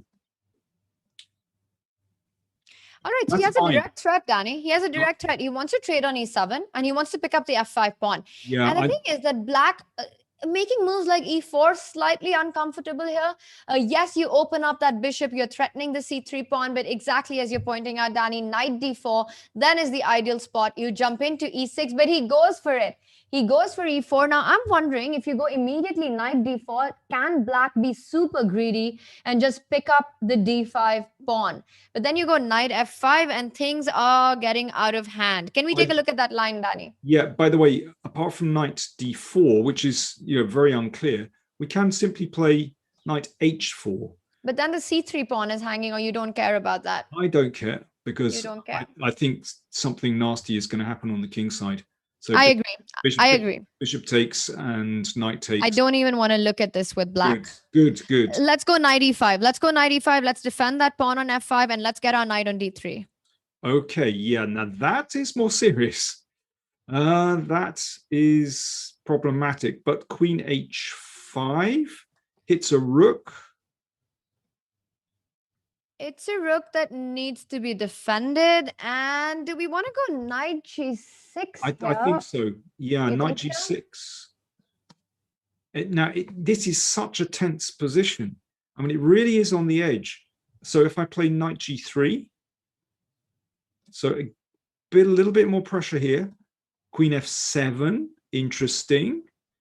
If black can hold this together, then, as you mentioned, knight d3 and the d pawn is attacked. Very, very interesting. But does white have something big here? If you don't win on the spot here, I think black is better in this position. Yeah, but it's there's a lot going on. Danny, what has just happened? He's played knight g3. I mean, the other knight is hanging. Why do you play knight? So e takes f3, knight f5 is the point. Knight f5 or just take on e7? Oh, bishop e7. Yeah, of Just course, that bishop e7 can be picked up anyway. Yeah. But then this doesn't look that great. You've still got knight e5. The g2 pawn hangs. How do you respond to knight e5 here? I don't know. No, it can't be this. And Danny, Tad is, oh my God. Okay, Danny, listen to this. Listen to this. Go on. We're getting an update from Tad that this is the move. This is the move that had to be played. Knight g3, super strong. And here's the idea. Now, this is a computer line that our producer is informing us about. E takes f3, knight f5 is the way to go. You take advantage of that pin along the e file. Black has to go knight e5. He needs to intercept the e file. And after knight takes g7, king takes g7. Can you guess the move for white here, Danny? Oh, it's got to be rook e5. On point. And d6. And then we're in like Flynn. You're in and you win. This is game over. This is the moment for Lev. Okay, but this is very typical of these kind of positions. It is a Spanish position, basically. I'm used to playing like this. I had actually a very similar game with these kind of sacrifices from a Spanish. And there is so much jeopardy once these pawns advance. Black's king is very exposed. So what happens on... Danny, this is insane. Knight g3, I love it. And I think this is our moment. It just looks like Levon is rushing to win the championship. And you know what that means for us, Danny. Let's call this our gold rush moment for the day. If Levon wraps up the final set in just 2 games, if he wins the Goldmoney Asian Rapid with this game, we will announce a 50% off on premium membership on Chess24 with the code Gold Rush. So if that happens, you need to rush to chess24.com, use the code and go premium. Danny, we can't find a better moment than this. Knight g3 on the board and e takes f3 played. Now, this looks like if Levon plays a few accurate moves, the lines that we were pointing out earlier, it's tournament over. It does look incredibly strong. I was just wondering, Tanya, instead of this, whether it's possible to play knight f6 just to try and hold things for a moment. Knight f6 or knight f5. I'll go with knight f6. You know what, Danny? I'm still in shock. I'm still in shock because how is it possible that in this position with all these no trades have happened, everything's on the board, super complex, and Lev finds this beautiful idea of just sacrificing a piece with barely any time on the clock. I mean, this is a masterpiece. This guy is a genius. It does look good. I think the thing is, there were some very, very tempting alternatives. And to find this one, if our producer says it's computer approved, then, well, we have to tip our hat here because that is very impressive. So let's try and find another move. What about... let's block this. I'm guessing we probably take on g7 anyway. Actually, this looks terrible, doesn't it? And then queen d4 coming in. How are you fighting queen d4? Yeah. Queen d4 is game over, actually. Similar idea on the board, but he starts with knight e5. Oh my God, Danny, he's playing out the line. He's playing out the line. Can we just take a moment and admire this chess that go we've back. seen from Lev today? So it's gone knight e5. He took on g7. It's all as advertised. Rook takes knight. The pawn comes down the board. The queen moves over. Bishop takes. Is how now he's thinking here. He's having a little think. Right. I wonder if bishop takes. Can Artemiev play? Can he play the end game? It's not nice. I mean, this is still tremendous. Queen d1. You can even start with bishop d1, bishop f3 there. Yeah, you can. I mean, I was going to play this, which is this is super strong as well. Just bishop e4. Well, I wanted to do this, and I know it's not quite winning. Listen, bishop, you're absolutely right. Bishop here is stronger. So many moves. King f7, bishop f3, go rook e1, pick up that e5 pawn. Yeah, it's winning. But that's. I mean, I was looking at other stuff here as well. I was also looking at whether we could play queen f3 first. He goes for it, Danny. He goes for your idea. He goes for queen f3 because it also hits the rook on 8. I'm just amazed by the chess that we're witnessing from that endgame technique that Levon showed. Absolute beautiful play in that endgame, translating the same style of play in this middle game. Just the creative stuff. This is the Lev that we love. The Lev that we love. I love the alliteration. The Lev that we love, alliteration. Wonderful. And let me just show one possible line. If bishop here, I'm sure there are many ways to win, but if I do this and here and bishop 8-7, Danny, bishop 8-7, go for it. You just want to, it's mate, isn't it? Here we go. Queen f7, bishop f6, game over. Beautiful stuff. Yeah, that's one possible line. I think Artemiev is on the ropes. So actually, queen f6 is a mate in what? A mate in 4 currently threatened. You're not only attacking the knight on e7, you're not only attacking the rook on 8, but you're also threatening a mate. I honestly don't see a move for black here. Let's try knight g6. Then we can. I won't bother with the rook. I'm just going to come in here. I'm going to take here. And is that maybe winning? Rook f8 here? Is rook f8 a move? Rook f8 keeps black in the game. Okay, maybe I have to take the rook in the corner. All right, but then there's bishop b7 stuff. Bishop b7. How are we feeling about this? Well, I'm feeling that I don't really want to go in for this, but if I have to, I will. Let's look for something better. Come on, we need something better. After one can almost smell it, no? That there has to be a direct finish in this position. There's a smell in the air. There's got to be something.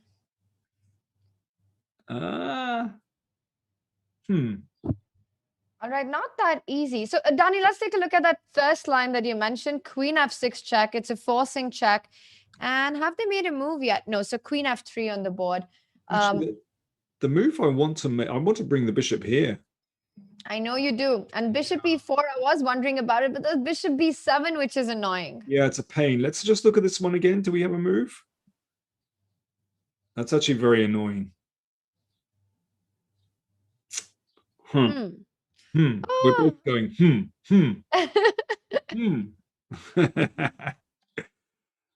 What a pain. I think knight g6 is his best option. Knight g6 is a nice defense. Resourceful stuff there. He goes for it. He finds it. He plays the move knight g6. What is the winning blow here? What is the move here? There has to be something. It can't be queen a8, bishop b7. Okay, here's my next try. I'm going to do this. So let's say pawn takes. I'm going to play bishop e7. Oh, wow. All right. So your idea is queen f6, queen f7. Got it. But queen f5 here? Yeah, but then I'm just going to take the rook. You just snap up the rook. Okay, but you know what? I think this is rubbish because after this here, I think just bishop b7 is quite annoying.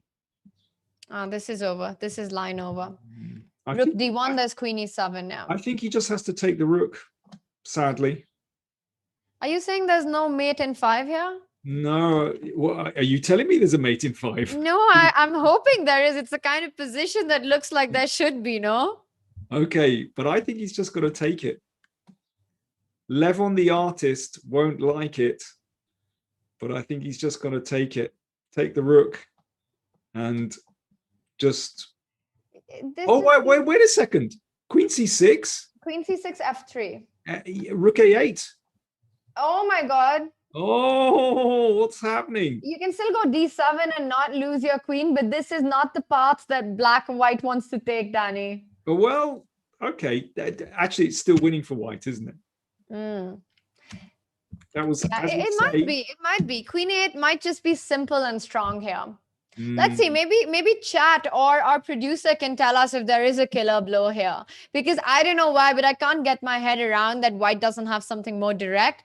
But chat, tell us if you see anything here, or okay, Dad, if you can inform. Oh, he goes for it. He answers your question. Okay. My latest try was going to be this, and then bishop e4, and then a check. This is the other thing about practical chess, right? Very often we get so carried away in these positions, like I just did, trying to find a direct line, a direct win, when actually the simplest option is the strongest option. And players just spend so much time instead of going for a line that you know is not as spectacular, but it wins the game, and that's what you need to do. So I think Levon really switching gears here, doesn't take too much time, practical approach, doesn't see anything, goes for what you mentioned, Danny, picks up that rook. And important, queen c6. Let's just take a look at that queen trap position that we had, because that queen on a7 feeling a bit iffy. You've got to defend that mate on g2, and after f3, rook 8, scary for a moment. But I think d7 or maybe even b5 might be even stronger, no? They both look pretty good, don't they? Yeah. I think the thing is with this, it's disappointing from White's viewpoint that you have to turn away from the king. You know, we want to keep attacking. There's something very human about starting a plan, which is to attack on the king side, and carrying it through. And actually, it's difficult to switch direction. But I think he's correct in doing this. By the way, we're not there yet. This is actually the position on the board. How many pawns is it? Three pawns. 3 pawns. He's played queen c6. Yeah, extra pawns. Queen c6, f3 on the board. If Levon wins this, he wins the Goldmoney Asian Rapid, and we unlock the Gold Rush code at the same time. So remember, chat, you can go premium at a 50% off. For that, Levon has to win the match and wrap it up. Can he do it? Can he rush to the pot of gold by wrapping it up in just 2 games? I don't think I've seen that happen in the Champions Chess Tour till now. Well, a final with just 2 games. Yeah, that's true, actually. Artemiev battling bravely, but I'm afraid this one is dead lost. Queen e3. Queen e3, just keep control, centralize. There is nothing. I don't know if we can see the players. There we go. On the board, queen e3 played. Yeah, I mean, at the moment it's 2 pawns, but not just 2 pawns. Black's king is... You can even capture on G6. Do you capture on G6? No, you don't. You keep your pieces. Rook D1. Rook D1. Keep it simple. Just bring all your pieces to the party. You know, this is dead. I think he's going to resign, actually. I think it's totally... Oh my God. And you can see it. You can see it on Artemiev. He knows that this is over. But what a champion Artemiev has been throughout the event as well. These have been the 2 best players of the Goldmoney Asian Rapid fighting it out. But this final was a Levon Aronian show. Yeah. Bishop h6 check. Let's do it. Bishop h6. You've got to go to f7 because falling back just invites rook d8. Yeah. And then if we're really cruel, we could just go. He's going for the kill, so he wants queen c7 is what he wants. Yeah. So let's just draw some arrows. There's Danny. If rook takes c2, you go queen c7. If you try and go queen f7, keeping that bishop defended, then suddenly the rook from d1 jumps to d7, and that is game over. That is it. He's not going to get up from that one. He's on the floor. He's on the board. On the floor and on the board, rook c2 played, Queen c7 looks like the move here. He's gone for it. And now rook d8. There's still knight f6, knight f8. So what is the finishing move here? You could just go bishop e7. You So could also rook start check. with bishop h6. You want to start with bishop h6. Why not? I'm threatening mate with rook d8. And you also queen g7, bishop h6. Oh, yes. Queen Incredibly G7. strong. Yeah, bishop, well done. Looks, unless And we there's a see little... Artemiev. He's disappointed, Danny. Danny, look Unless- at the camera. Yeah, unless bishop h6, rook g2. King g2. Oh, he's just taken. Yeah, he's being super careful. Very careful. He just couldn't be bothered to. Yeah. Yeah. And you were right. There were some tactics with rook g2, knight h4. Why calculate all exactly. of that when you can go for a simple line? Yeah. Okay, still a little bit of calculation, but Jumps in with the queen, with the rook. as long as there's no trick on the back rank, the king is safe here. And Bishop e7, queen e7 coming in, pinning that knight. So how can black create those threats on the back rank? Is there a way to do that? yeah, I don't think so. Bishop e7, game over. That is strong. Bishop e7 is toast. Toast and butter.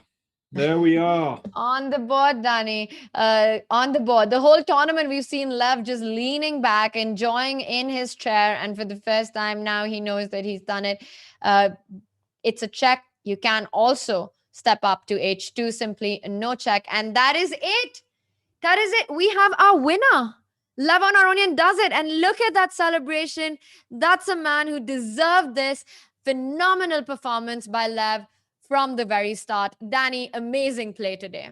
Yeah, that was a wonderful game by Levon. I think what I'd like to do is actually go back and just see.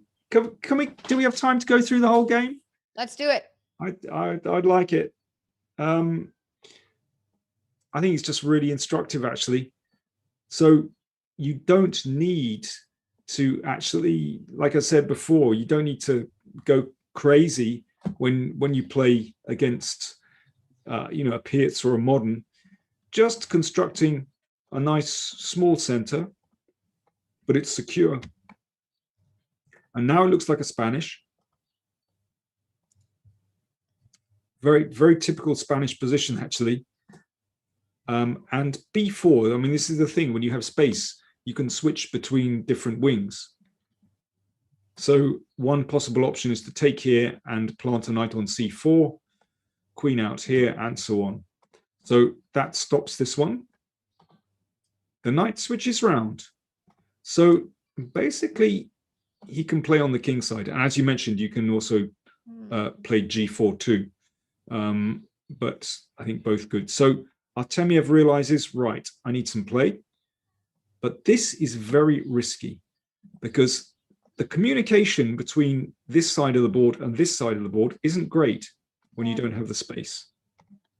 Tani, I'm still looking at our players on the camera, and I have to say it is a difficult moment for Artemiev, and just seeing the way he played the whole event, his debut at the Meltwater Champions Chess Tour, a phenomenal performance, his road to the final, not an easy one at all. He impressed us so much, especially in that semi-final match against Ding, where he lost the first set and then bounced straight back. Incredible performance by these two players. We do have our winner with us. Let's go to Oslo. Only 2 games. Take us through your emotions right now. Before today, I mean, in the morning when I was preparing, I made this strategy. Then I have to press. I have to continue doing the same what I was doing, and because when you're trailing in a match and then you lose one game, it's already like almost finished. I wanted to keep this fighting spirit that I had against Magnus, and also yesterday I wanted to keep it going. I think it worked out pretty well. Well, yeah, definitely. I actually noticed the first game, you spent only 6 minutes on the clock from the original time. And this last game, I think it was like 5 minutes you spent in that game. What is that feeling when the moves are just coming to your intuition, just seems to be working so perfectly? Yeah, actually, you know, when I played in this last game, when I played knight f1 and he went c4, I started really doubting myself. I said, like, what am I doing? This might not work. But then I saw bishop g5 and knight f6, knight takes e5. Once I have the knight e5, it just completely changes the whole assessment of position, this tactical idea. I think we can actually, David can bring it up on the board and you guys can take us through it. That would be interesting to see. Yeah. Yeah, you mentioned, Levon, so you started to doubt yourself at this position after knight f1 and c4? Yeah, I thought, okay, either c4 or f5, I was, okay, I definitely have to take on f5 at any cost. And then what do I do? And yeah, maybe c4 is a mistake, actually. Okay. Yeah, that, oh, no, wait, I do have that check, right? So f5, ef, gf, bishop g5, and if knight f6, knight e5, d6, and I have bishop c4 check. Nice. Oh, wait, is there knight d5 at the end? Oh, bishop f6. Bishop f6 in this position, sorry. So here the idea is check, but the knight can block. So, or wrong knight, but actually, yeah, you're right here. Just takes. The right knight. Yeah. This is probably better for me. I mean, it should be seriously better because this pin is going to be a factor. Nice. You're impressed, David. I'm very impressed, yeah. And I also didn't see this because I was at the moment just worried that I'm going wrong. And then once the position was there after bishop g5, I started calculating. And, well, I didn't see knight f5 right away. I thought I will recapture on e7, but knight f5 just looks like a completely killing move because if he goes knight f6, then just knight g7, and then even just queen f3, yeah, I'm going to mate him somehow. Were you surprised he lashed out actually with f5 so quickly rather than just kind of building up and keeping the tension? If you don't see this idea with knight e5, you kind of think that black is taking over with f5.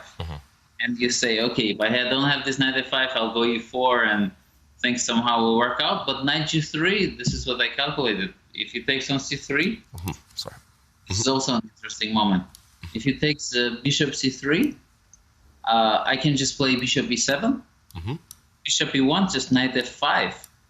And this knight is such a beast because I can protect and bring my queen into the game. d6 is hanging. ef, queen takes f3. Everything is falling apart. Well, there must be a reason why black is... I mean, the development means something. And we're taught when we're little, try to develop your pieces. That I'm just learning. That is what I'm working on right now, developing pieces. But Levon, this tactic that you're talking about, that you came into today with that fighting spirit, after playing 7 tournaments now in the tour, have you found that this is the perfect strategy in this format, in the Melto, the Champions Chess Tour, to just always go after your opponent, go fighting? Well, I have to say I was, of course, lucky against Magnus. Haven't I been lucky in that match where I was blundering everything?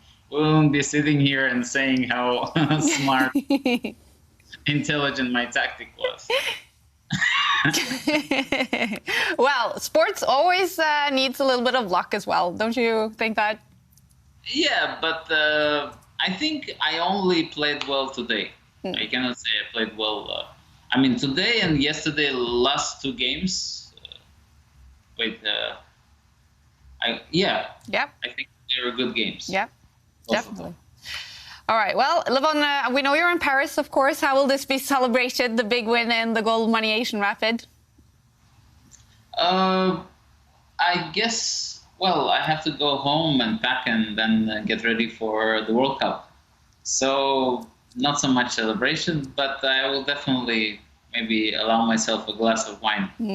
I think you deserve that, definitely. And of course, yeah, World Cup, what will be the big aim for you there? Is it just game by game, or do you have a big goal a big final there that you are really hoping to go to?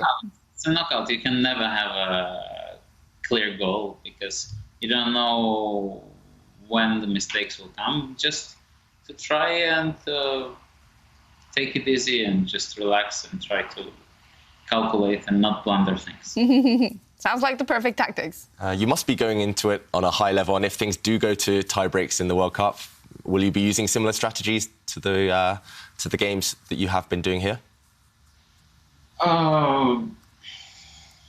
Well, I'll definitely try to show my fighting spirit.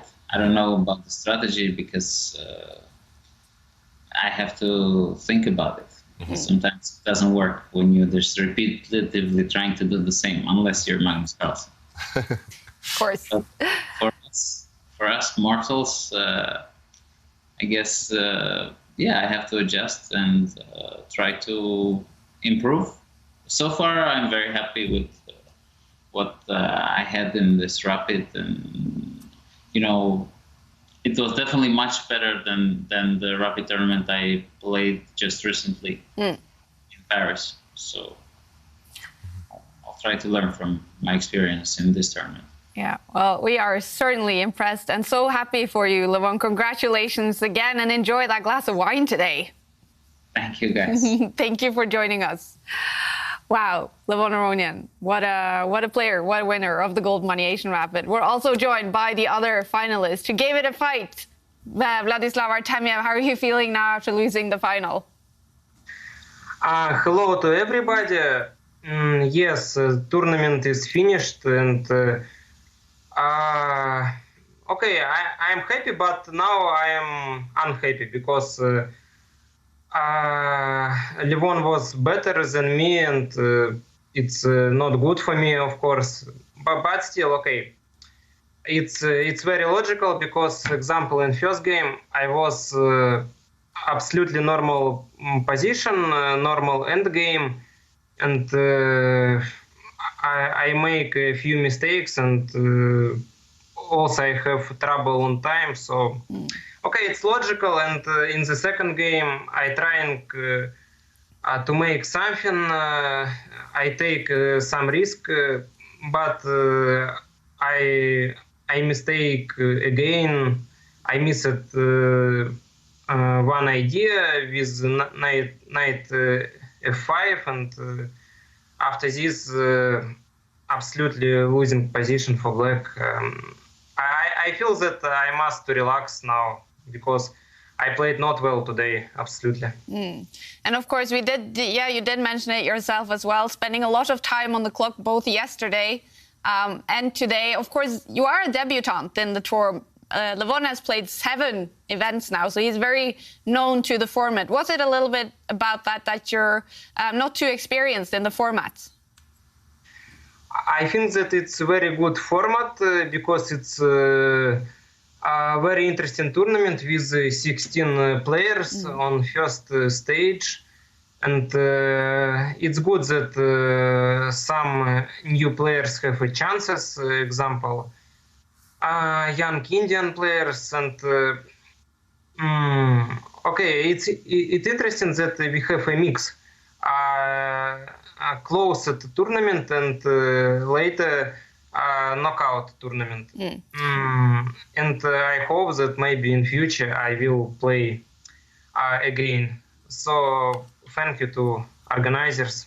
And what you've been so impressive. It's as mentioned, your first tournament on the tour. You're the youngest ever finalist to play in the Meltwater Championships or this season of the tour. So do you also feel proud of yourself? Of course, result is good, but still I feel that I can to be better in other factors, not only chess. So I must improve many things, and but okay, for first time it's good, of course. Yeah. Well, when you started the tournament, what were your goals? Did you dream about getting to the final? Of course, before the tournament, I think that it was a little surprise if some people say me that I will play in final, of course, I wanted to go knockout stage and maybe beat one guy, one top guy, and look what will be after this. But okay, it's a little surprise that I go to final. So it very good for me, and I will try improve my chess style and chess level. And Vladislav, you said you'll relax a bit after today's final, but what's next for you after that? What I planning to do now? Yep. Maybe I will go to street. I feel that I need fresh air, maybe. Immediately, but after, I think David also meant like after. Are you going to the World Cup, for example? What are your plans in the near future? Okay, it's very difficult tournament because we have only 2 games in Classic, and you must focus it on every move, and it's clear that you not can planning all plan. Yeah. Because every strong player can beat every strong player. But of course, I will to try have best result in final. Example, we winning some games as minimum, and of course I must a little prepare for the start of tournament. Well, I hope you get to relax a little bit today then, Vladislav. Thank you so much for giving us so much entertaining chess in the Goldmoney Asian Rapid, and congrats with 2nd place. Yes, it's good. Thank you. Thanks for joining. See you next time. Yes, definitely. See you next time. Thanks, Okay, Vladislav.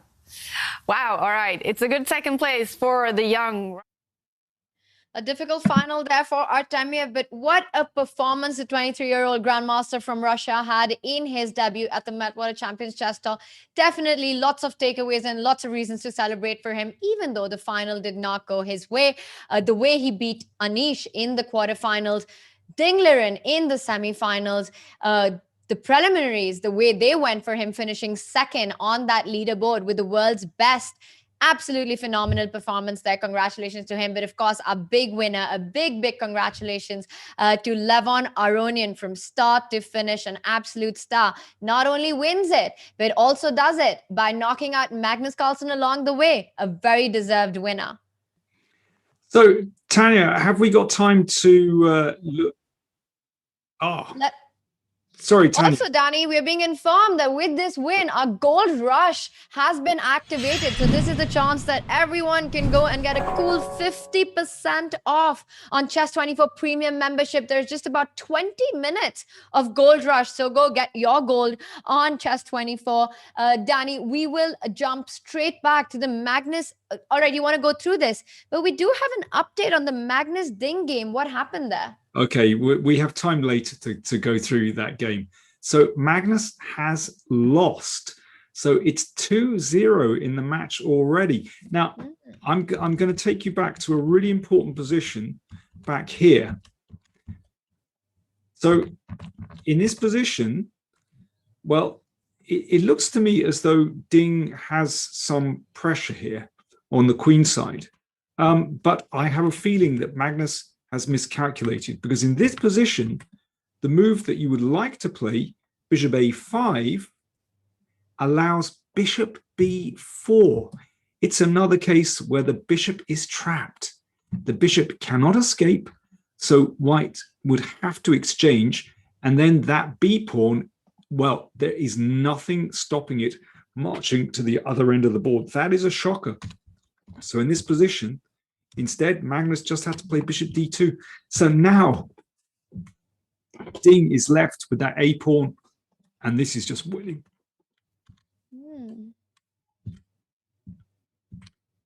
This is the end of the game.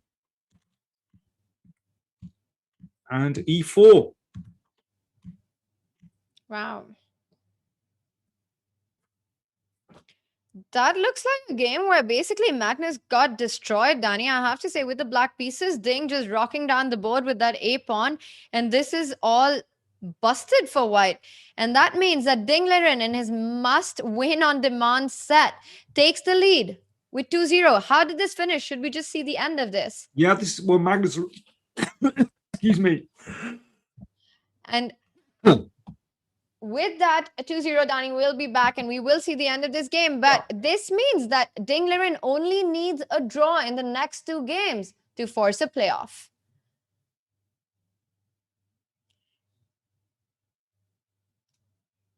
Wow, this has been a Freedom! So fresh, so new. Freedom! It's all for you. All for you. Freedom! Keep your ear to the ground. Talking about the freedom! It's the best show in town. Let's show you that freedom! Well,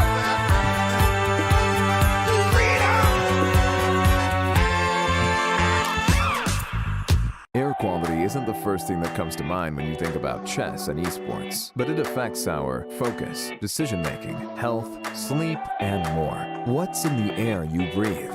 Find out with Air Things. Breathe better. Live better.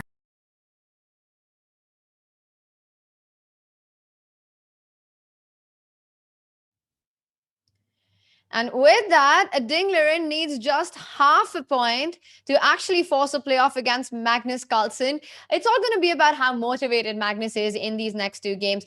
I mentioned this in game 1. The feeling that you get here is that we're seeing a bit of an uninspired Magnus today. But today is all about Levon's final. This is something that I've never seen before in the Meltwater Champions Chess Tour. It's not about the result. It's not about winning 2-0 and wrapping up the set.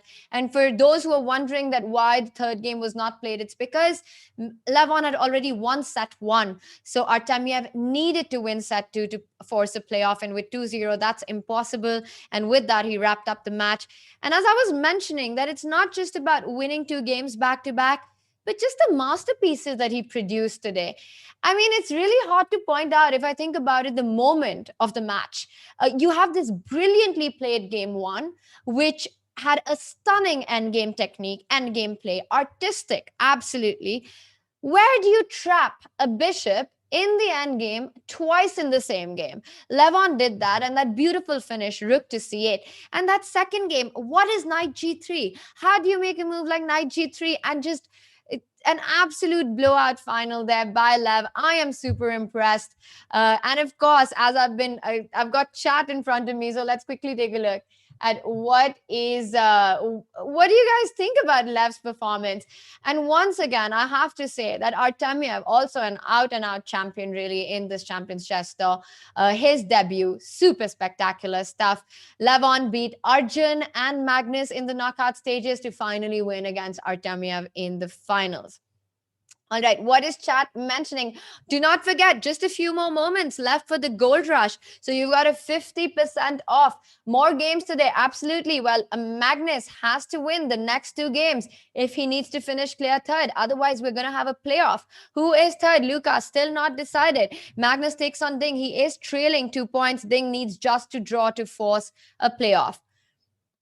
We will have action shortly. I think we've got just a couple of moments. Just a couple of moments before liftoff for game 3 in that match.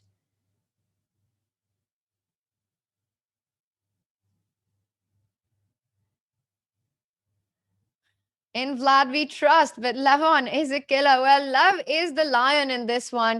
And I can't think of any player who's played better than him. The fact that he beat Magnus in the semis, coming back from behind really in that one, losing set 1. Not just that, he had a tough match against Arjun as well in the quarters. Arjun made life very difficult for him, but eventually in the playoffs, he managed to do it. Also in the round robin stage, dominated it, finished with 10.5 points, undefeated in the preliminaries. So a very, very big win for Lev. And I think it's also a really good confidence boost for the upcoming World Cup. And as he was mentioning, that's a big tournament. Very hard to plan in the knockout system. But of course, we wish him all the very best for that.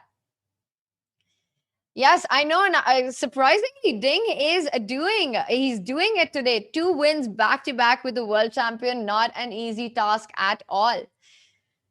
Magnus gonna change shirts for game 3. That should be interesting to watch. Well, actually, Magnus did try the t-shirt gambit in his playoff against Lev.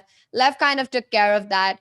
Not sure if it's gonna work today or not. We are seeing a very in-shape Ding today. The 2 games he did make it look very easy. Loved Levon's interview at the end. I think it was some great questions and some very insightful answers there by Lev. Absolutely agree on that. What he mentioned about how he's handling the clock, how this tournament, his feelings on the gameplay that he had in this event. It really stood out that he had this very direct approach of making sure he never falls short on time. It's something that he struggled with in the past in the tour. So really learning from what goes wrong and then coming back like a champion. And when he knew that the quality of play was not as high or he was disappointed with it, he did come back the next day and stunned us all by taking care of that as well. Chad is wondering what brand of guitar Dani has. Not the bass. I'm going to ask him when he's back. Dani's just gone for a refill of getting something hot to drink. He will be back shortly. I was rooting for Levon and I'm proven right. I'm really elated by his performance. Yash, you're not alone. I think Lev is one of the most loved players in the chess world at the very top. I think he has this really strong fan base and he's just an incredible person to even talk to. And he's just super humble, as you can see from the interview as well. And there we have it. A big congratulations to Levon Aronian. And funny, happy coincidence that today is the 4th of July, Independence Day for America, and he has changed federation. So winning his first event of the Meltwaters Champion Chess Tour on 4th of July. A very happy coincidence there indeed. And Dani's back. Dani. Yes. Hey, how are things? Well, that's a question that one needs to ask Magnus right now, Dani. He's in big trouble. Might have to go into playoff. Ding needs just a draw.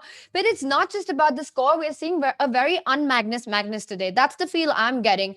What do you have to say about the kind of games that we've been seeing Magnus play today? Yeah, not great. Game one really wasn't very good, was it? I think this whole idea with G5, G4 looked so suspicious. If we look at this, there was something just not right about this at all. I think Ding played extremely well there. But I wanted to go to the last Aronian Artemiev game, because we reached a very interesting moment around about here. So this is the crunch moment. So F5 has happened. And we were looking at moves like knight d4, knight h4, which are very, very tempting. Even taking on e7 first is a possibility. And I think that's the thing. To come up with this move knight g3 is pretty extraordinary. But the fact that there are tempting alternatives to that, I think, is really remarkable, because it's not the first move that will cross my mind. You know, it's one of these knight moves that look quite tempting to me, although I remember we were looking at something like this and we couldn't quite make it work because suddenly, well, black is finding his feet here. But there are alternatives to that. One could try knight g3 here, for example. I mean, I think this is very tempting as well. So, but this is really strong. That is really strong. And I think that's the impressive thing. And yeah, this whole idea, taking on g7, not the other way, but to take here and then take on e5 is wonderful. Yeah. And he clearly calculated it the entire sequence of moves because he blitzed it out, and it also shows his master understanding in these kind of structures and positions. Finding this idea, he mentioned it when he saw knight f1. He had these themes in mind. He didn't take that long to make the move knight g3. I mean, mere mortals like us, we see our knight on f3 hanging. You want to move that. That's the natural reaction. But finding all these tactics that exist in the position, sacrificing a knight there, knight takes f5, taking advantage of not just the rook on e8, but in this entire line, the key piece that's hanging is actually the rook on a8. So the geometry, once again, some very geometrical artistry there. Danny, what do you think? Because two very impressive games by Lev. If you had to point out that one move that impressed you the most, or the one moment that impressed you the most in today's final, which one would it be? Well, it's this moment, knight g3, because clearly, you know, when he was talking in the interview afterwards, he'd calculated this very, very deeply. So that is the move that impresses me. I mean, Artemiev, I was just looking at the details. I just want to sort of understand this completely myself. We know that this is losing. So I'm just wondering whether Black could play either knight e5 or knight f6 just to try and hold it together for a moment. I just want to see how we can possibly detonate this move. It's not completely over, by the way. And I'm just wondering that if this has anything, because if you go knight d4, then it's very similar to the lines that we've been looking at already. If instead of knight g3, knight d4 was played, knight e5 was the response that we were also looking at in that moment. So if white, yeah, let's just go knight d4 here. Let's try. So there is a threat to take here after bishop e7. Also, knight h5 is a bit unpleasant. Knight h5, definitely in the air. Let's just check this. I mean, I assume this is tremendous for white. This is attacked. This is attacked. It looks wonderful. Yeah. Knight d3. I guess we're going to give something up here. I'm not. You can go knight h5 as well. You don't even care about that knight on d3. Well, I've got to watch out for the knight on you've got bishop f5. But listen, we can just get rid of this. And now what? Can we take that f5 knight is still hanging in those lines? Yes, it is. What if you start with queen h5? Queen h5, let's throw it in.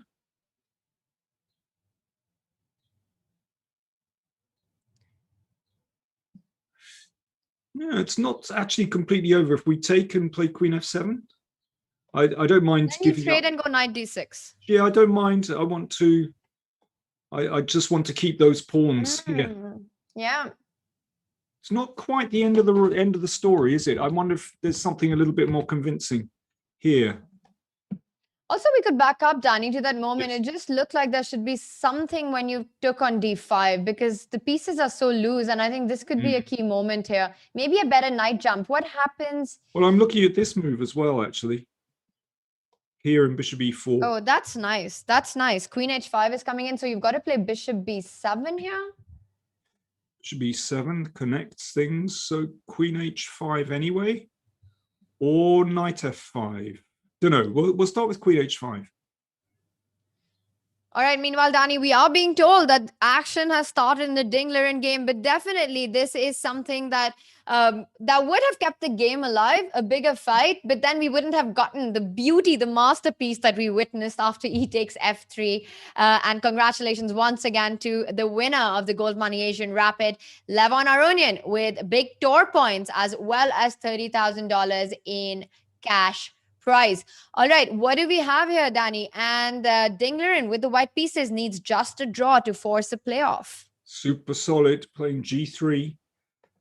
And Magnus is trying to shake it up. Yeah, queen check is an interesting move. I've had to face this once, and actually it's a little bit awkward how you block this check.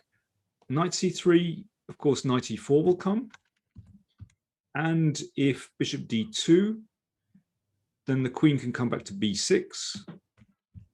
And knight d2, well, it's normally you want your knight on c3.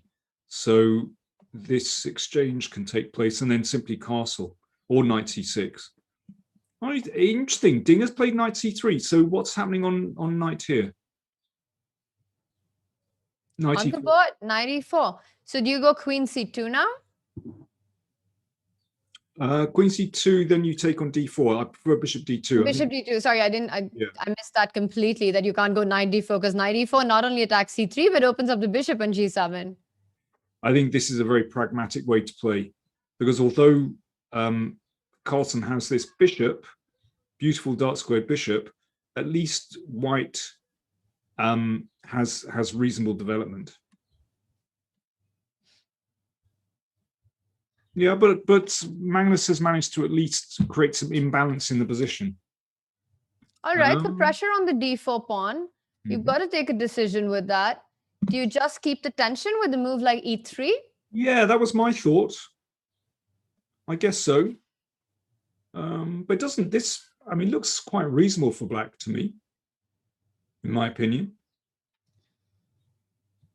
And now just castle. Also, what's up with Magnus? He seems very happy right now. I mean, given the score, he really shouldn't be. Magnus having a bit of a laugh there. I wonder what's going on. Okay, he's in his own little world. Who knows? I would love to get an update on this. What is the world champion finding so amusing? Who knows?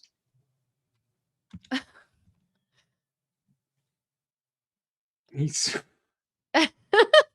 still cracking up. It's not something we see very often, especially down in the match 2-0 and just not sure what that was about. But then he just calms himself down and he's back into the game. It is slightly bizarre, isn't it? When the players are sitting there on their own, they don't have anyone around them, and they can be in their own little bubble. We had this discussion earlier in the tournament about whether, is it poor etiquette to eat, at the board, eat during a game here. I still find it pushing it a little bit, but then again, the schedule is so tight that they only get a few minutes in between each game, and it's a long session. So yeah, you're going to get hungry. I'm just very entertained looking at Magnus right now, Danny. I don't know. You know what? Chat is always super funny. Let's ask them what they think why Magnus is laughing. Chat, tell us. Let me pull that up. And chat, tell us, what do you think? What is making the world champion laugh right now?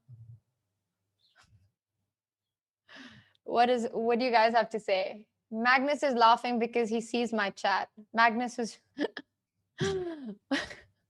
I'm sure that's not it. There is some explanation for it, and I have no idea what it is. Maybe our producer will inform us. What was so funny there, Magnus? Well, right now, Rook C1, the match situation, not so funny for the world champion. He needs to win 2 games to make sure he doesn't go into playoff. But Dingleren, with the white pieces, needing a draw and a solid start in the opening. Danny, what are the different ways in which black can actually try and complicate this position? Or do you think Magnus is just going to be like, you know what, I'm fine, let's take it to playoffs? Oh, well, I mean, of course, I think he's probably resigned himself to that already, but he can fight. And actually, bishop g4 is just a very natural move, just undermining the support for the pawn on d4, so that at some moment, Ding is going to have to make a decision. Do you exchange or do you push on? If you push on, well, there you go. He's done it. I mean, I think Magnus will be pretty happy with the outcome here. Could exchange and put the knight on e5, and then go for a6 and b5. And Danny, Joseph in chat mentioning that he probably forgot his prep and that's why he's laughing. Now, actually, the funny thing is that's a reaction we've seen from Magnus many times when he plays very fast, or sometimes he's messed up the move order. He always does have a look of amusement on his face. So it could be that. Maybe. I don't know. It doesn't look like forgot his prep. Doesn't look like heavy preparation to me. Doesn't. No, it just looks like he's improvising again. All right. So what is going on here? He gives up the bishop. Now you've got to go bishop f3. Can't take that knight on c6. And after bishop f3, does he simply come knight e5? Is that the point of grabbing that knight on f3 first? Yeah, exactly. So it's exactly as predicted. I mean, I would prefer to be black here because of the bishop on g7. it's, it feels like Magnus has done pretty well out of the opening. Danny, I'm really sorry, but I'm going to just put Okay. in one more by chat. Hu Yang saying that he's laughing because he probably missed a mate in 99. Chat is funny. Gotta give it to chat. They're Maybe. funny. Who knows? All right, A6. A6. Well, yeah, I prefer black because I think after rook b8 and b5, this is a monster bishop. If that bishop can't be opposed, then you've got to be really happy here because the bishop on e2 is not the best piece. Right, so Ding going for the big clamp, preventing this. But queen b4, of course, attacks this one. So, yeah, this is really pleasant. Or is he going to play... No, you can't play b3. You can just take it. Queen c2, I see. So after this one, knight a2. And bishop takes, holds everything. Right, so in that way, Ding is holding. That's actually really important because I think if Ding didn't do this, Carlsen would simply be better if he gets in b5. Very interesting because yes, you need to stop black from going b5. So a4 had to be played, but then that creates that juicy outpost on b4. You want to get your queen in on that. And that's a lifelong outpost, really. Yes, white can challenge it with knight a2 at some point. And maybe that's something that black needs to watch out for. Yes, it's an unnatural move, putting the knight on a2, but it could make the queen a little uncomfortable. Danny, one of the plans that comes to mind is knight a2 trying to get b4 in. Now, queen c2 has been played. And I think the point is that after knight takes c4, for example, in this position, it really doesn't hang exactly because of what we're mentioning. Knight a2, queen takes b2. You just pick up that knight on c4. And that's why the c4 pawn is on pre, but can't be taken. Precisely. So, yeah, Magnus, his plan to play b5 has been thwarted. And it's not so easy for him to find something else to do. Then again, I think it's difficult for white to do something. I would say because Ding has prevented that, I would say it's just very level, actually. I'd still prefer black because of that bishop. Because if white tries to push forward in the middle, this bishop turns into a rather wonderful piece. But yeah, very complex, actually, because very difficult for both sides to actually achieve something here. I'm not quite sure. Well, I'm going to play rook b8 anyway, just in case white gets careless and allows b5. And then b3. You see, what exactly does black play here? I don't really see a good plan. You can't get b5 in, and with that b5, do you want to try and break with e6? Okay, but the d5 pawn can be pretty well... Yeah, not liking e6 either. Unless rook d1. Yeah, exactly. Unless we put the knight on f6. I mean, let's try for that. Let's go here. Okay, I'm going to do this. And put the knight on f6 first. So at least there's a little bit of pressure there.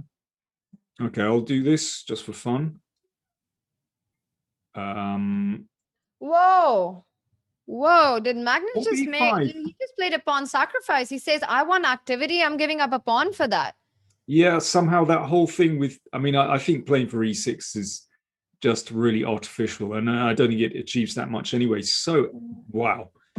It's the move you want to make. Is it any good?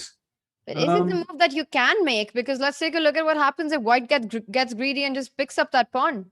So it takes here. Take it. Oh, now can he do this? Is that different, or is this still winning? Knight a2. Still winning. Okay, that's nonsense. So if takes... Got to take it with a knight, simply because if you take it with the pawn, you know there's always compensation. Now, rook a2. Yeah, it's got to be rook a2. So you're putting pressure on the b2 pawn. Can you get really cagey and go rook b1? Now. Well, rook, I don't know, rook b8 or knight back, knight d7. I think maybe knight d7 makes some sense, Tani, because knight c3 is what white wants next to push that rook away, and you're also putting pressure on the b2 pawn this way. Probably equalizes for black. You know, if with white I just say fine. If you want to take that, very good. I'm going to play here, not for any special reason, and just allow black to take here. And then, is it time for the playoffs? Time for the playoffs, Tanya. Yeah. And I've never seen a player as happy as Magnus at a potential playoff. I think, do you know what he might do? Just think, right, I've had enough of this. Let's just cut and run. By the way, I mean, that's not the only way for white to take this pawn. Why don't we just take here? All right, let's try that. So you take a takes b5, and are you capturing with the bishop? This also makes a lot of sense. Exactly. Why don't we just get greedy? Let's go c4. Let's play in the spirit of the Benko gambit. Right, so the knight can hop into here, but you know that I'm desperate to give up the exchange. I want to do it, but actually it's not very special. I can't, and it's very hard to arrange. Probably I have to just. Not sure if that's. I think I have to compromise. Just play here. In fact, I don't. Knight takes b2. Is that anything? Ooh, frisky. Here. Take on c3. Yeah, well, I'm picking up the c pawn, aren't I? And the a4 pawn. So you go rook c2 instead. Yep, that's the problem. So yeah, I mean the knight on d3 sort of lacks a bit of support. This is very powerful. It's hard to break through that. So, all right, let me take here. Now, maybe c4 here instead, because I think with the bishop on b5, supported by the pawn, that is very strong. So let's do this one instead. Now. Yeah, I think that's compensation, actually. Yeah, and on the board, Danny, on the board. I think this is a reasonable try for Magnus. Because now sort of there's a threat to take here. I mean, I'm going to recapture with the pawn. It's probably solid enough. Okay, what if I just say, fine. Let's just play here. What exactly? A takes b5? Yeah, and what exactly has black got here? I'm not sure. Switch this one to c5, maybe. Or we could even wait with that. Once you start provoking it with f4, might think about that. But what if you just go rook c8 and just try and keep this position? I mean, isn't this a very typical Benko pawn sacrifice compensation with this bishop on g7, the pawn on c4, eyeing that d3 square? I hear you. Yeah, absolutely. I mean, maybe, okay, I was just waiting with, oh no, I'll do that. Okay, and now I'll play rook a1. So how much is this for black? Really want to trade and try and go knight d3 here? Can we give that a shot? Let's give it a go. Wow. And knight d3, tic-tacs. Yeah, I mean, it's all very typical, isn't it? Looks very thematic stuff here. Yeah. I mean, and definitely some comp. And Danny, take a look at what actually happened in the game. After c4, white played the idea of knight a2 that we've been discussing, and then queen to b3, trading off the queen. This, I think, black should be absolutely fine after the queen trade. Knight has to go to b. So you pick it up, knight b4, you trade, and wait, the knight is jumping to c6. So maybe there is still something here. Wait a second. Isn't this just fantastic for white? Can I attack the b2 pawn somehow very, very quickly? With how knight f3, you've got king g2. I mean, it's really nice that the bishop also covers d7, so the knight isn't hopping back. I mean, I like this so much because everything is protected, everything is fixed.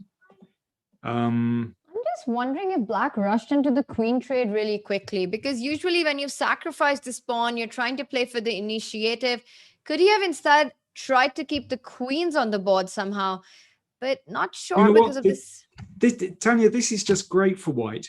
Yeah, It's just. I can see it. I mean, you could. I think you can. You might be able to take there, but even if you can't, what if I just play b4? I like that move a lot. Takes no complications. Zero complications here. Oh, haha. Having said that, of course, there are always complications in the Benko.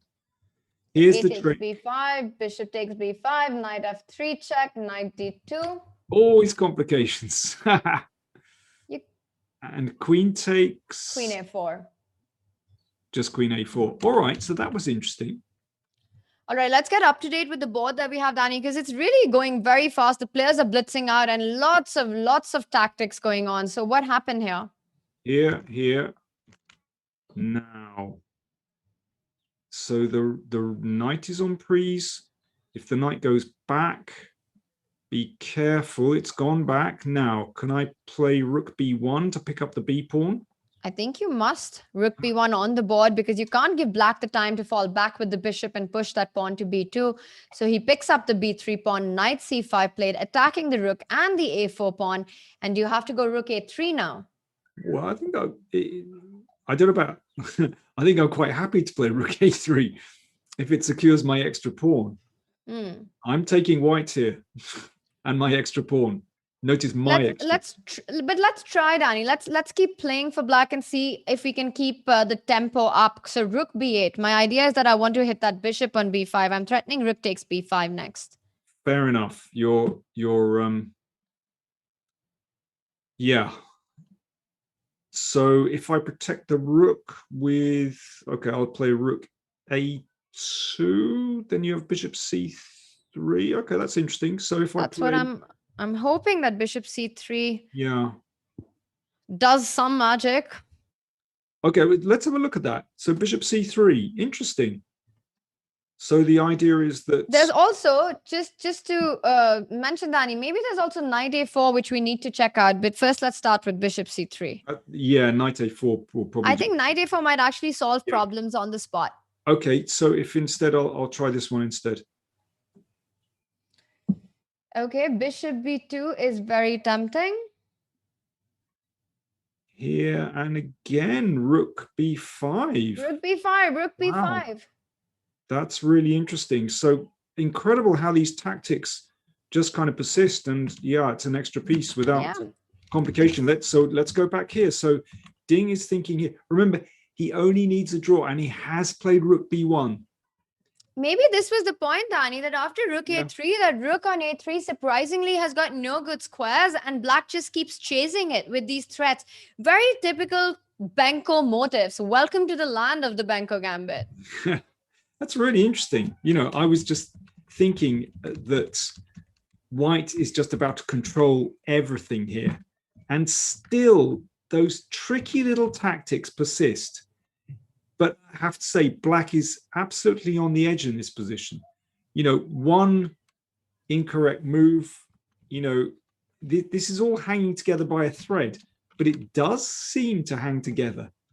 It's incredible. And this move. Apparently, we are missing something. Instead of the move rook to b1, Tad is informing us that rook c5 is that's winning. possible. Rook c5 and then knight c6. But is winning a bit much, or what's going on? Is this so bad for black? Could be. I mean, it's very positional. You know, the knight controls so many squares. I mean, I guess you could run this pawn. That's a thought, but then we might be able to get this in. I mean, unless black has something quickly, then, you know, white is, I can believe that's winning, actually. Yeah. Really interesting. But anyway, listen, let's look at the position in hand. And let's see how we got there as well. Well, if the one thing that we've learned from the Goldmoney Asian Rapid is that if white lands the knight on c6, that is deadly. But in this particular position, yes, he's got that strong knight, but too many trades. I think Magnus will successfully hold this position and take it to playoffs. Yeah, but it's whether Ding holds it.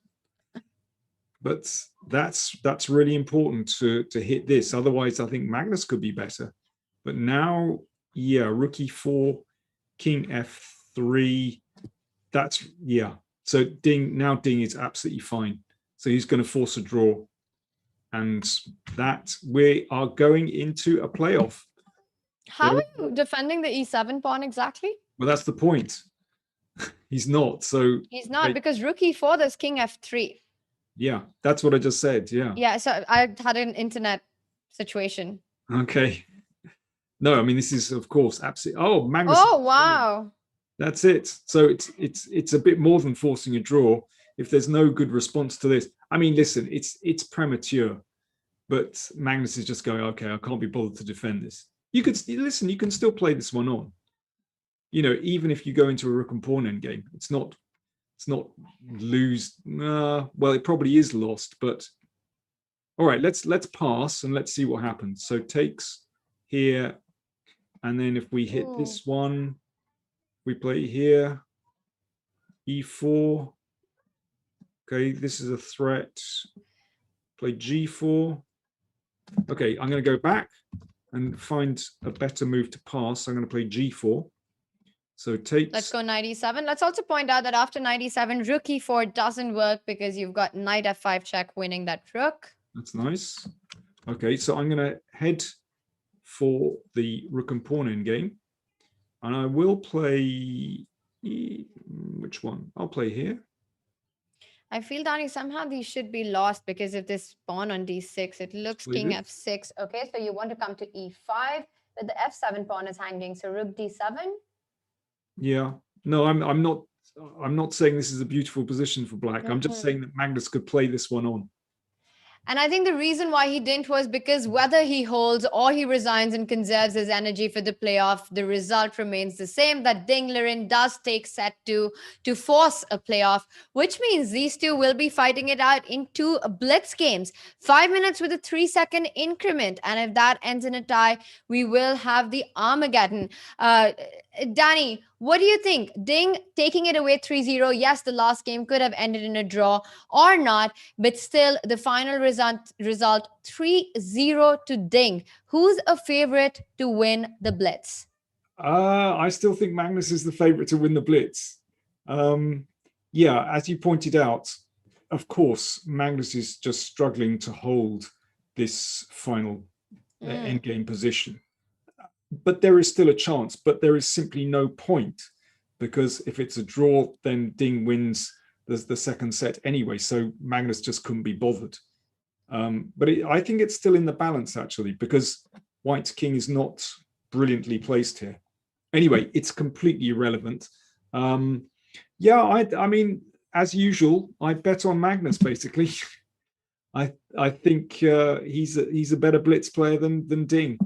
But we shall find out. Maybe, you know, for him, the tension is gone. You know, maybe once he's blown first prize, he's not that interested.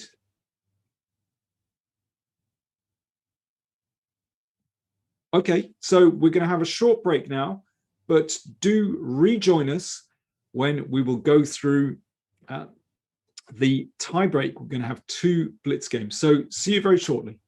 Freedom!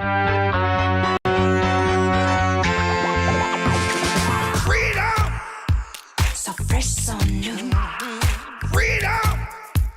It's all for you. All for you. Freedom! Keep your ear to the ground. Talking about the freedom. It's the best show in town. Let's show you that freedom.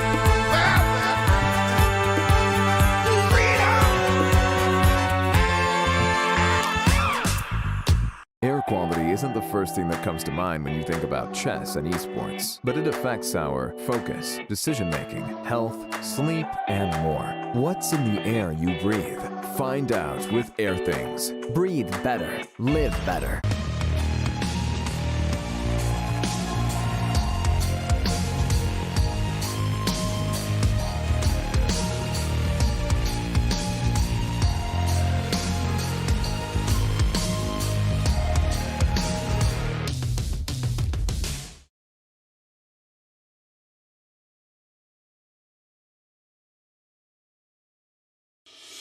Want to raise your chess to a new level? Challenge Yourself is an exclusive, innovative experience designed for Chess24 Premium members. Train like a champ with a unique set of lessons prepared by the coaches of the challengers. Boris Girlfriend and Co. will help you improve your chess. Play a champ. Play a grandmaster each day in Banter Blitz. Take advantage of this incredible opportunity from June 10th. Go premium and challenge yourself.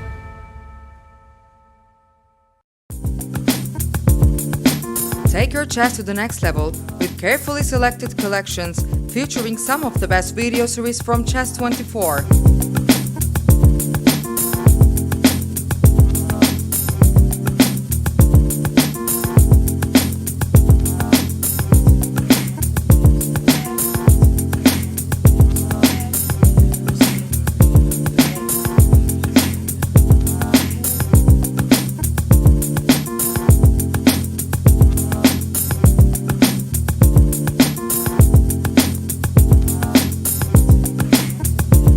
Buy the courses to own them forever, save up to 60%, or go premium and access all series while having all other privileges of premium membership.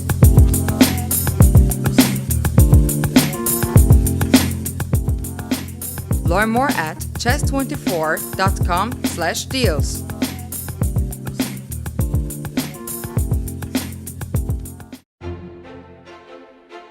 Super discounts on merchandise.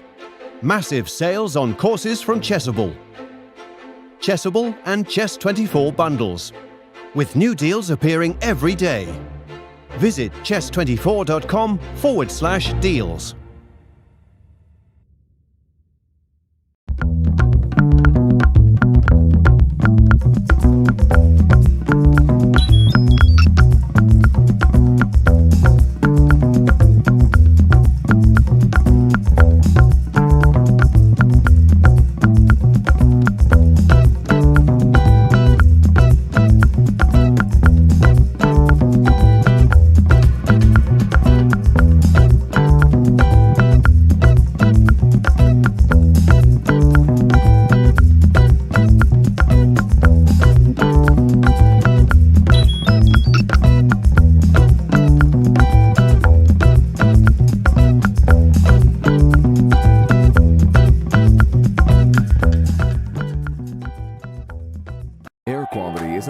Thing that comes to mind when you think about chess and esports, but it affects our focus, decision-making, health, sleep, and more. What's in the air you breathe?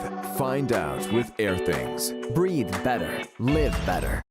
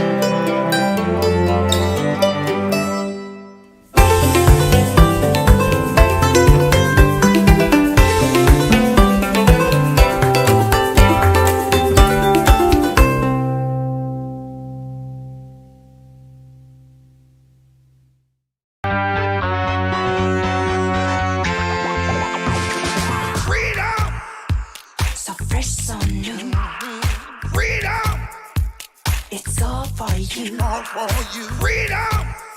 Keep your ear to the ground. Talking about the freedom! It's the best show in town. Best show in town. Freedom!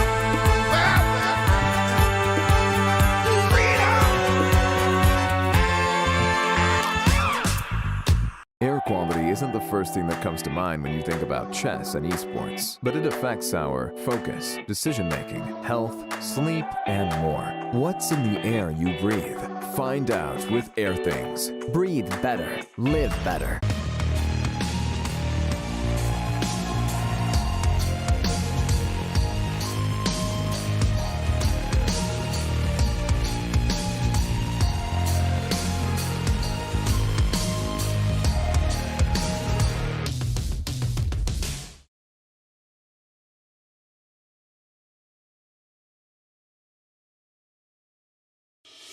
Want to raise your chess to a new level? Challenge Yourself is an exclusive, innovative experience designed for Chess24 Premium members. Train like a champ, with a unique set of lessons prepared by the coaches of the challengers. Boris Girlfriend and Co. will help you improve your chess. Play a champ. Play a grandmaster each day in Banter Blitz. Take advantage of this incredible opportunity from June 10th. Go premium and challenge yourself.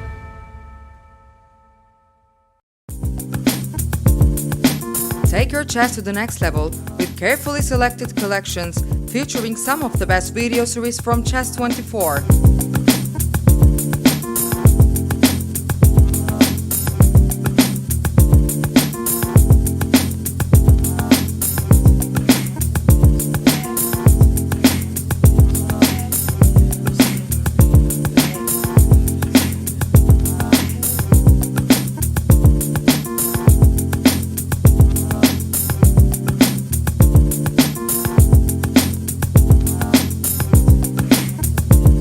Buy the courses to own them forever, save up to 60%, or go premium and access all series while having all other privileges of premium membership.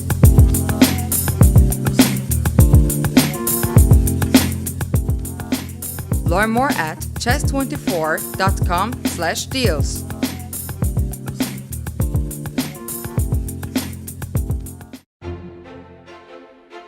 Super discounts on merchandise. Massive sales on courses from Chessable. Chessable and Chess24 bundles, with new deals appearing every day. Visit chess24.com/deals.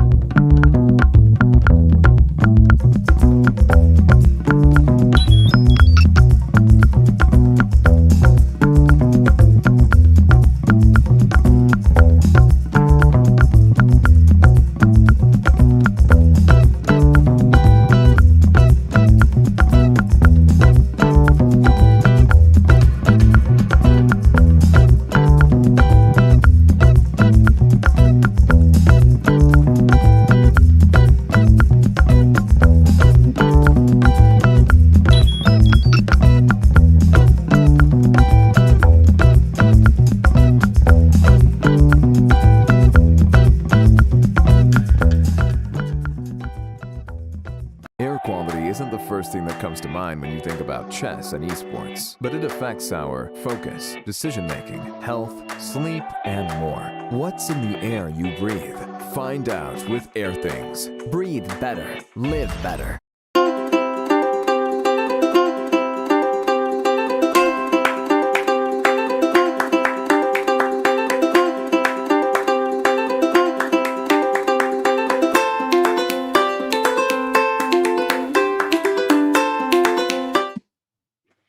Welcome back, everyone. We're about to have liftoff of the playoff in the match between Magnus Carlsen and Ding Liren. Now, Magnus won set one, but it has been a bit of a shocker for the world champion on day two of the finals, but a fight for third place for him, where in fact Ding Liren wins the set 3-0, going into playoffs with 5 minutes with a 3-second increment. Let's just take a And we've got our players, they're ready to go. But quick reminder of the format. They're going to play 2 blitz game, 5 minutes with a 3-second increment. If that's a tie, we go into the Armageddon. Ding has won the second set with 3-0. Magnus Carlsen finished below Ding in the preliminaries, and Ding Liren chose to start the blitz with black. Danny, we don't see that very often. The player who gets to choose colors usually picks white. We've got liftoff, and it's the Spanish. Yeah, sorry, let me just go right from the top again. Spanish, main line. Now, instead of rook e1, which is the kind of old main line, d3 played, which you could say is kind of the new main line. And Magnus, of course, is a specialist in this system. He does enjoy playing with this pawn structure. It's his thing. b5 and c3. And yeah, I think this might actually be Magnus's game against Arian Tari. something very similar to this. In any case, we have a typical Spanish position on the board. And the knight is finding its way to e3 or to g3. You want to go knight f1. That Aryan Tari game is not going to leave our memory for a long time. A really nice positional masterpiece there by Magnus. A good knight versus bad bishop. But here with h6, white makes sure there's no bishop g5, bishop f6 stuff. h6, h3 on the board. Not only creating a lift for the king, but controlling the g5, g4 squares. Black has to try and get a successful d5 break at some point. The other idea that Ding has in these positions is to go into the queen side with a break with b4. Yeah, so Magnus can decide whether to play knight f1 here, or he can actually play d4 straight away. I mean, I think this is actually d4 is a legitimate option in this position. Absolutely, Dani. And rook b8 played, preparing that break with b4. Magnus said, you're not getting it in this game. Plays b4, blocks that out. Now, the drawback of the move b4 is that white wants this ideal break in the center with d4, but that always gets a little tricky because then the pawn on b4 is hanging. So he needs to take control of that. Meanwhile, Ding rerouting the knight and also trying to get a c5 break in. It's all about the center in this one. Okay, this is, yeah, as usual, getting very complex in the Spanish. You can take to claim the open file, but black is pretty well set up there. You know, he's got c6 in and the knight potentially spinning around here. Okay, Magnus has gone for d4. Finally, knight g6, yeah. Well, you know, I always prefer white in these positions. White has a little bit of space, but Ding is solid.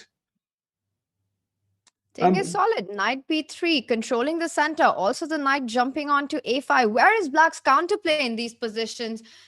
Rook 8, so challenging the a file. Is black just going to hold tight, Dani, or is there a break that black can try and get in these positions? Well, that's maybe a good start, playing rook here. Yeah, so Magnus had to protect this one so he can actually recapture with his queen. But I think it's a very pleasant position for white. I mean, there are two options. Sometimes you can play d5 and then play bishop d3 to target this pawn, or it depends how black plays. Sometimes you can exchange here and try to occupy c5. Ding going for the big hit on the king side. Watch out, watch out. Now that knight so often on f1. So Carlsen's kingside, just for a moment, a little bit vulnerable. King h2 necessary to protect this pawn, but the knight coming into f4 anyway. This is tricky. Ding is finding counterplay. Ding is finding it. Ding is going for Magnus's king here. Now, knight h5, knight f4, bishop d3, eyeing that f1 square from where he can defend that h3. Very crucial point. And Dani, like you were mentioning, suddenly you see all of white's pieces that were eyeing the queen side, that knight on b3, the queen on a1, a little far away from king. Ding from the king, and now Dinglerin using that opportunity. Can he play a move like f5 as well to break open the position? I think I'm not sure how much f5 would achieve there. I think basically Carlsen had to rush his bishop round. That was absolutely necessary to give these pawns support. c6 is just kind of holding things, and it does prevent white from sort of isolating that pawn with d5. All right, but c6, for the first time in the last few moves, there's not a direct threat on white's king now. No knight h3 possible, no bishop h3 possible. This gives white the time to build his own play. What white really wants to do is to get a couple of moves, queen a7, knight a5, rook a1 in, and start trying to trade queens. Will he have enough time? Can he make a move like queen a7 here? Queen a7. Bishop, yeah, maybe. Another strategy would be to exchange on e5 and play bishop e3 to conquer the c5 square. On the board, Dani, he goes for it. So he creates a weakness on c5 and goes for your idea. This, I mean, it's kind of classic Spanish strategy, isn't it? Knight c5, there we go. Well, Magnus is better. How much better is another question, but certainly Magnus is better because I don't see an obvious hit on the king side. That's really interesting. If bishop takes, do you know what? Was he worried about this and knight f4. Knight g1. Knight g1 defends. Well, then I'm not quite sure why Magnus didn't recapture with the bishop. He's played pawn takes. I mean, he's, of course... That's a very counterintuitive decision to double up the pawns and not take it with the bishop. Well, I mean, I guess, you know, white doesn't lose anything in a sense. You know, c6 is still potentially vulnerable. Maybe this is just really safety first, making sure that he always has the option to exchange off here. I mean, I guess it doesn't damage his pawns in a sense. And he has, of course, the d6 square as a jumping off point. So, but I think more than anything, maybe just a good practical decision from Carlsen. Clock times roughly level, ding a little bit down, but nothing significant at the moment. It's, yeah, Magnus is better. And that's quite fascinating because you look at this position and visually you see black's knight on f4, the bishop and the queen lined up to hit that h3 pawn. You see white's pawn structure doubled on the queen side. That bishop on e3 looking a little dead. And yet, white is better here. And I see the Evalbar agrees with that, Danny. What are the long-term trumps, can you tell us, in white's position here? Well, besides that d6 square. Yeah, he's going to target c6. He's going to target it. So I think it's just little by little. So I think just rook d1 looks sensible to me. He's played rook d1. And he's got to go rook d8, try to challenge it. But does it really challenge anything? Because you probably go rook d6 anyway. That's a crunch moment, isn't it? Is that pawn weak or is it strong? It might be strong because we can support it with queen a3 and queen c5. And you've solved your double pawn, so not allowing that, king h7, and now the rook comes into that spot that you were mentioning, Danny. Rook d6, the magic spot for the rook there. Eyeing c6, now queen a7, queen b6 ideas.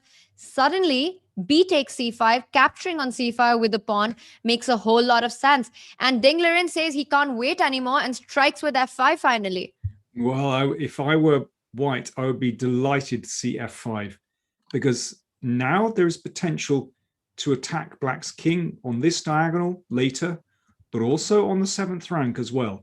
So f5 is the kind of move that, you know, when you're under pressure, you lash out. But actually, I think that can do black's position more harm than good, is my feeling. I suppose you want to move against it. That's the only thing.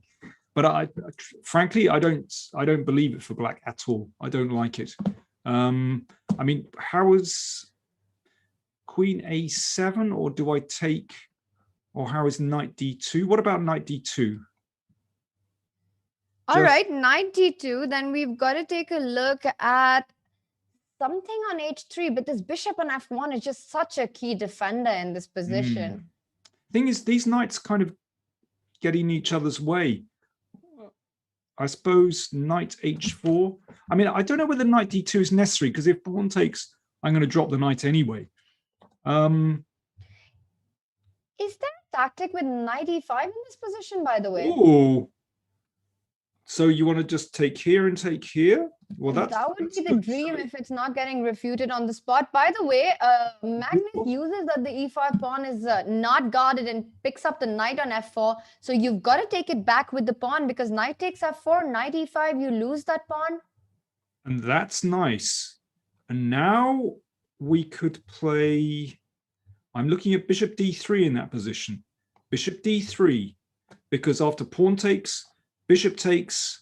Let's just have a quick look at that. This isn't on the board, but the bishop looking in both directions, that looks like a killer. So Magnus is having a think here, but he has options. Bishop d3. I like knight d4 he played instead. Also very, very promising, I think. Very strong. The only question is that he doesn't care about the e4 pawn because you simply pick up the c6 pawn in return? I suppose so. Yes, rook c6 hits the queen. The queen has to keep hold of the bishop. And now we can hit it again. Even bishop b5 was hanging, just everything. Bishop b5, yeah, this looks tremendous, doesn't it? Wow, knight d4 is a super strong move, and black can't give away that c6 pawn because then he loses the b5 pawn, knight e5, defending that pawn on c6. And after that, queen b1, supporting the e4 pawn, eyeing that king on the h7 diagonal. But g6, yes, you defend it, but you really weaken your king's position now. And look at this little queen dance that Magnus did. Queen b1, provoking one weakness, g6, and now queen c1, attacking the second weakness, f4. That's very neat. Yeah, I like it that, you know, g6, he's, well, sort of forced, and that does weaken the 7th rank. It's all very subtle. I mean, you know, Carlsen had significant alternatives along the line here, but it does simply look better for white. I think that pawn is dropping. It looks like another Carlsen Spanish masterpiece to me, but maybe I'm getting ahead of myself here. But it looks beautiful, doesn't it, Tanya? It really does. Completely dominating this game with the white pieces, and I'm just thinking that what is this Magnus version 2.0 that we're seeing today? The rapid portion, very unimpressive play. It looked like Magnus was just not in the mood for it. And it seems like he was so ready to take on the playoffs, just so confident. And now he's outplaying Ding in this entire game. Big time. I mean, it's a beautiful classical Spanish, basically. I really like it. All right, queen c2, constantly provoking weaknesses and taking advantage of the last move. So queen c1 was hitting that f4 pawn, g5 plate. Now the queen goes to c2, back on the b187 diagonal, attacking that king. Rook g8. It allows a big check on f6. Does he want to go? What's the move after f6? Because if rook g6, there's f7. You've got to fall back with the king, no? King h8, I think. Actually, that's funny because after f6, king h8, then the knight can drop back and trap the rook. So that's very strange. So, okay, he doesn't, maybe he should just hang back for a moment. Queen e4, yes. And now if knight f7, then queen e7, I think was very strong. But now something to e6. Rook e6. Oh, no, it doesn't win because takes e6 and knight g6. Knight g6. But this looks fantastically strong. Whoa. And Ding on 20 seconds. Both players playing on seconds here. Oh, this is game over. There's a mate on 8-7. Is that game over? Beautiful. That is game over. That is an absolute masterpiece from Carlsen. Brilliant. Start to finish. What a game this was, Danny. Completely crushing Ding in this one. Domination. Complete domination. Wow. Breathtaking play. I mean, this is blitz, which is not only hard to recover that you lost, but the way that Black lost in this game starting. It just looked like Magnus had this feel of these positions, grabbing that piece on c5 with the pawn, rook d1, rook d6. All these ideas that you were mentioning, Danny, played out by Magnus, and Ding never got a chance in this one. Just never got a chance. Tanya, it's really interesting that after knight c5, we were kind of, and Magnus recaptured with the pawn fairly quickly, and we were kind of going, well, hang on, you know, why can't you just do this? You have the two bishops, and you know everything looks fine for white. But actually, this did turn out to be a really strong recapture. It basically secured the d6 square.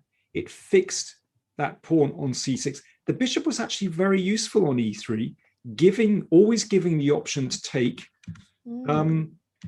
And yeah, this looked wonderful. So I suppose the only question is, should Ding have just claimed the open file with rook d8?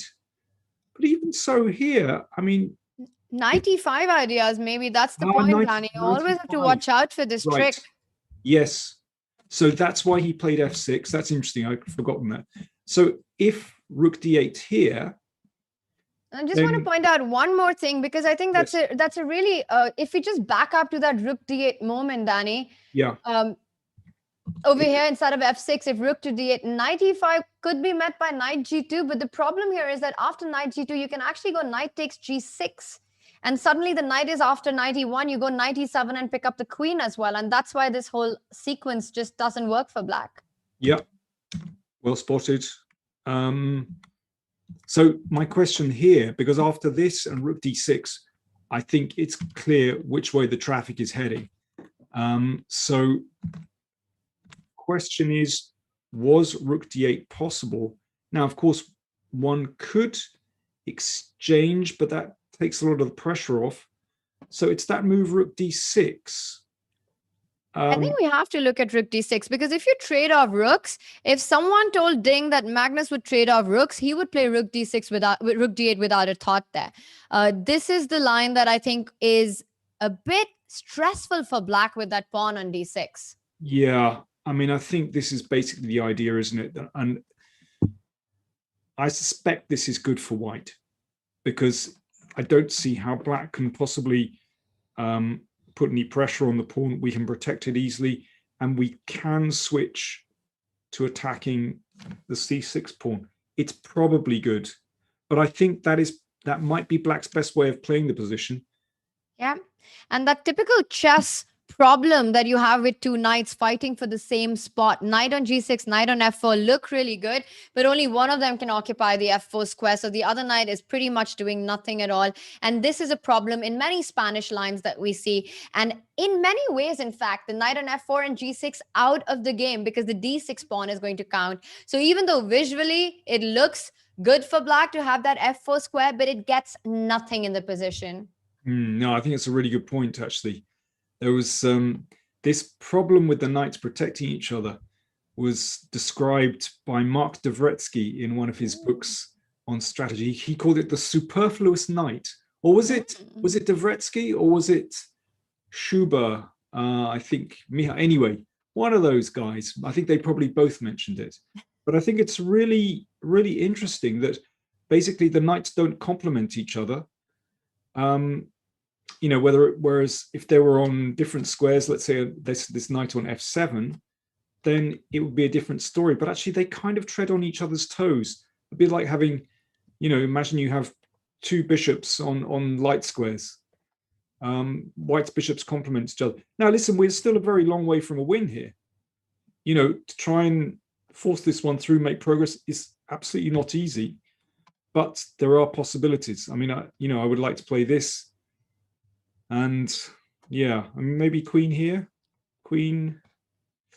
Listen, it's all very theoretical. White is better. That's all we can say. Yeah, white is better. Action, Stop from Tania, finishing this one. action. And we have liftoff. Yeah. So Dingleren has to win on demand. He has to win this game with the white pieces to take it to the Armageddon. He's done it once in the rapid portion. He was trailing Magnus after losing set one. Will he be able to do a repeat performance in this one? The way Magnus played the first blitz game, Danny, I've got my doubts. Well, let's see. But Magnus has struggled against Ding, with Ding playing his trusty kingside fianchetto. And well, yeah, this is Ding's big chance. You know, it's his only chance. Let's put it like that. But you know, we've seen that Ding is so experienced in this, and I've seen so many games of his where, yeah, somehow he manages to create very dynamic chances. Now, what's going on? Bishop f4, eyeing that c7 square. Bishop a6. You have to develop. So bishop a6, knight c3, both sides continuing development. You go rook c8 now, also fighting for that c file. Yeah, I'm just a little bit concerned about a queen coming to b3. Is that and bishop c4 then? Or sometimes, yeah, true. Yeah, okay. So maybe queen a4 instead. b5 played. Maybe stopping that. Why black could have been concerned with the idea of queen a4, knight b5, planting that knight on b5. So he goes b5. That's quite dynamic play from Magnus. It also brings into play threats of going rook c8, b4, hitting that knight on c3 and getting the black knight to e4. Could be he's just giving his queen a square on b6 as well, by the way. That's also a nice spot for the queen to develop the other rook to c8. I like that a lot, actually. Now, what about, okay, a committal move. What about a4 with this idea? How's that? Don't know. That's a big decision. And knight e5. But an interesting idea, really, Danny. A4. Not sure how black would react to that. Of course, it could be taken as well. But that's something that white wants then. B takes a4, queen a4. I think white would be a happy camper here. I guess so. Yeah. Anyway, Ding is having a think here. 420 on the clock against Magnus 420. Well, it's tense. What about knight e5 as well? Just throw that one, because sometimes you want to play e4. Once you play knight e5, then e4 and white can try and get this bishop into the game. He's played e3. Oh, that's a little bit of a surprise. I guess he wants to just nudge back with the bishop and bring it into play that way. Didn't expect that one, got to admit. Well, bishop f1, and also just stepping away from any b4 ideas that might surprisingly and shockingly hit the b pawn. And queen b6, I really like this move, Danny. You mentioned it, that just playing simple, developing that other rook, getting this queen where it can't be attacked. I really like this spot for black's queen. I actually think that Magnus is doing well out of the opening here. Bishop f1, rerouting the bishop, attacking b5. Rook finally comes to see it. Watch out for that move b4. Where do you want to step away with your queen? I was imagining queen b3. Oh, okay, queen d1. Commentator's curse strikes again. Still, we're gonna get a b4 at some point in this game. Not sure when. You've got to time it really well. Yeah, and you've got to watch out for a knight coming here. Magnus just hanging back for the moment. I think it's probably sensible. Very tense position. Could explode at some moment. Definitely very, very complex here. With just the only trade that's happened is a single pawn. Everything else is on the board. Black has also developed really well on the queen side. The only thing I feel, and b4, he goes for it, Danny. It looked like the kind of move that you want to play with that bishop on a6, the queen on b6, knight a4, a move that hits the queen. You fall back with the queen to b7 probably. Yep, that seems sensible, doesn't it? And maybe it's okay. I was thinking in this position that Magnus maybe also had the option to get rid of that bishop. But bishop e5 is kind of complicated. So yeah, okay, he's gone b4. And Ding has played knight a4, queen b7, all looks pretty sensible. Now what?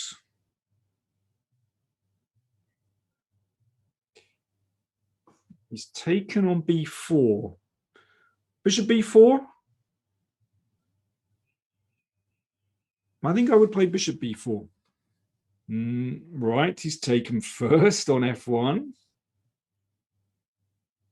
Bishop b4. Or he takes b4, at least, you know, white has a square to go head for with the queen. Bishop b4, I think I prefer slightly. Doesn't look bad for Magnus, does it? I think bishop b4, he's fine. I think it's yeah, he's played it. I think it's hard for Ding to make something of this. King g2, just getting the king away from this diagonal. And yeah, and he's going to trade the other rook on c8 as well. Goes for it. The more pieces that, why not? The more pieces that get traded, Magnus gets closer to wrapping up the match. I think it looks a bit thin for white. All right, so he's fighting for the c file, Danny. Rook c2, a nice move there. At least he wants to go queen c1, double it up and force a trade so that he's the one who captures the c file here. I guess so, but is it such a big deal? Yeah, knight e4, I like that. All right, and if queen c1, you just trade, and what's next? Chop, chop, and... Queen c1 on the board. So Ding does win the c file. But Danny, as you're pointing out, is that a big deal? Yeah, I don't see what white can do with it. I just wonder what we do with black's king. You see, what I would... Yeah, do we play g6 and king g7? Or do we put the king on e7? Not quite sure. Queen a6 played. Right, so he can target f2. So if the queen comes to c7, I can imagine queen e2 is a good move. So that's his idea. It's the kind of position where you feel if anyone's trying for anything, it's got to be black. That knight on e4, attacking that very important f2 pawn. The queen on a6, once again, Magnus finding a nice spot for the queen from where it can really jump in to create some dangerous threats for white. Looks like Magnus is the one who can push in this position. Ideas like knight f6, knight g4, putting more pressure on the f2 pawn. Yeah, that's an interesting thought. Very aggressive. The only saving grace is that after knight f6, white will have to move knight to e5. So defending against the jump on g4. We don't really want to allow some counterplay there, do we? So maybe Yeah. let's just hang back with that. What about, I mean, this is slightly, no, it's probably a bit weakening, but I want to toy with the idea of f6. Oh, he goes for it. Knight f6, knight e5. Just as we were calling out that this allows white some play. Queen c7 could be a threat. So knight e5 on the board. And I think, Danny, the point is that if you can just have some arrows, even if it was white to play, if white made the move queen c7, black can actually go queen to e2 and even just ignore the f7 pawn. Wow. And let that one drop. Let that one drop. Queen f7, king h7.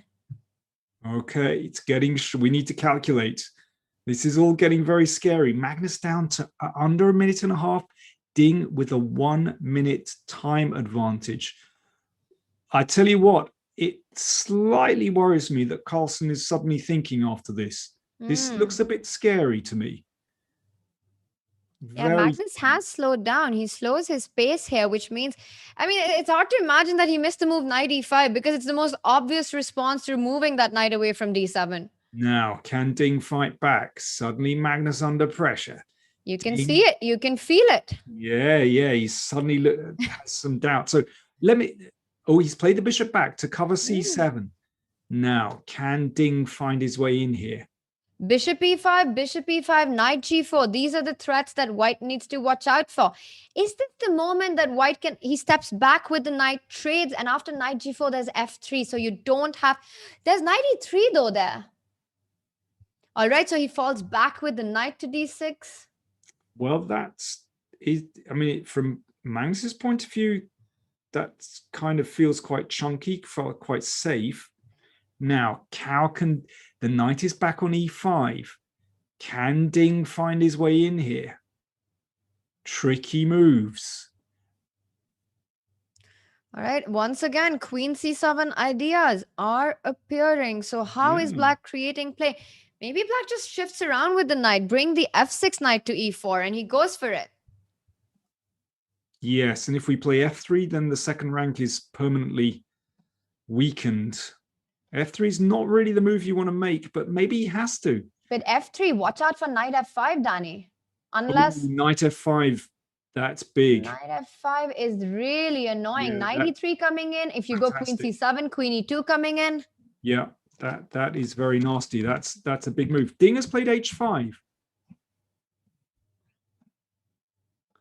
So that just cramps black's king a little bit. That's quite a crafty move. Knight f5 anyway. Now knight g3 can be a big potential threat, eyeing that e3 square. Also knight d4 as you're pointing out. Can white simply go ahead with the queen and start creating his own threats? What happens after queen c7? Danny, I think the idea is to go knight e3 check. I think that's the whole point. Knight e3. Wow, is that possible? So queen here, knight e3. If you take f takes e3, queen e2 is an immediate draw. And what if the king steps up? He's played it. We're gonna find out. We're gonna find out. Ooh, so maybe his queen e2 is also very simple here, actually. And he goes for the simple line queen e2 because queen f7, king h7. This is the idea we were talking about earlier, Danny. Give up that f7 pawn. It's only a check. Knight f7, king g8, knight on f5 defends that h6 pawn. There's no knight takes h6. This is over. You think it's just over? Yeah. Knight g4 maybe still keeps the f2 pawn under control, but after knight g4, knight d4, yeah, this is over, Danny. No, let me just show that very quickly. So here, which way do you want to take it? I was thinking knight takes d4 as well. Knight d4. Okay, that looks pretty good. I was wanting to come in here and try to do something clever. Very strong also. Yeah, I mean, I think this looks... So this looks like a draw. So white has to go queen e8, queen g6. Then can burn the clock here. But I think a perpetual is imminent. Match over. Knight g4. Played it. Is he going to go for knight g3? Is he going to go for knight d4? Which one? And which one and which knight? He's got three very tempting moves here. Very tempting. I like the knight on e4. I think it's between knight f5 to g3 or to d4. Okay. It would be hilarious if Magnus at this second went knight e4 to g3. All right, Magnus. He's got knight f2. There's a third option. A fourth option. A fourth option, which was completely missed by us. And the whole point is the e3 check. Yeah, let's just show that. So takes here. Oh, this is the strongest. And well, it's going to end up in a draw or whatever, isn't it? Because after this, takes and Take then enough, and that's it. And there we go. It's a draw.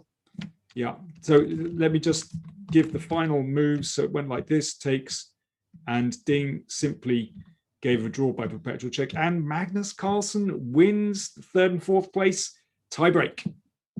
He does. Magnus finishes third, and congratulations to him. That last smile that we saw on him right now, a happy Magnus, a way more understandable one than what we saw in the Rapid playoff. Congratulations to Magnus as well as to Ding for a great performance here at the Goldmoney Asian Rapid. I think for both these players, the semifinals was the heartbreak moment. And with that, these would be our standings. Levon Aronian finishes first. Vladislav Artemiev, runner-up. Magnus Carlsen finishes third. A lot of drama in that Magnus Ding game, Danny. Magnus going down 3-0 in the Rapid and then just dominating the playoff. It's curious, isn't it? It seemed, you know, in the Rapids in this second set, it just felt as though Magnus just couldn't pull himself together. It's like, oh God, must I really? You know, do I really have to go for it here? But he managed to pull himself together for that tiebreak. And actually, that was pretty convincing, particularly that Spanish. This was a Magnus masterpiece. There is no doubt about that whatsoever. This was a crushing first game. And let's also take a look at that idea that we had in the second one, Danny, where the queen entered from e2 and all these threats on the board, giving up that f7 pawn, and why that wasn't dangerous for black. So, this was right about here, shuffling the knights. This was the motif from a long time back. And there we go. Queen e2, counterplay. Too much. Too much counterplay. And yeah, there's nothing better. It's just a draw. Nothing better. We've got Danny in we've got Magnus in our studio. Let's go to Oslo. If not the plan, were you sort of happy to take it to Blitz eventually? No, it wasn't the plan, obviously. But yeah, I don't even remember. Oh yeah, the first game I blundered 98, so that was unfortunate. Otherwise, I thought I was doing sort of fine in that game. And then, no, it was just a bad day in the Rapid, but fortunately I knew that, one, the stakes weren't that high, and two, I always had a chance in the Blitz. So overall, in this tournament, how will you sum it up for yourself? It was that one, a little bit of unluck, a little bit of a bad day in the last day of semifinals. Other than that, it's been looking really good. Or do you agree? I'm not so sure. I mean, I gave away a lead after the first day 3 times. I mean, that can't happen. But yeah, certainly the match against Levon was unfortunate. Not that I had bad luck. It was just unfortunate that I didn't win it. Obviously, what happened there on the second day shouldn't happen.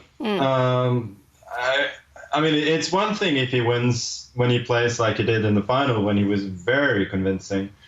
But I really don't think he played that well against me, and so that's the annoying part for me. But I guess overall, I played poorly in the preliminaries as well. So I certainly he was certainly a much more deserving winner than I would have been. But yeah, it's still obviously annoying.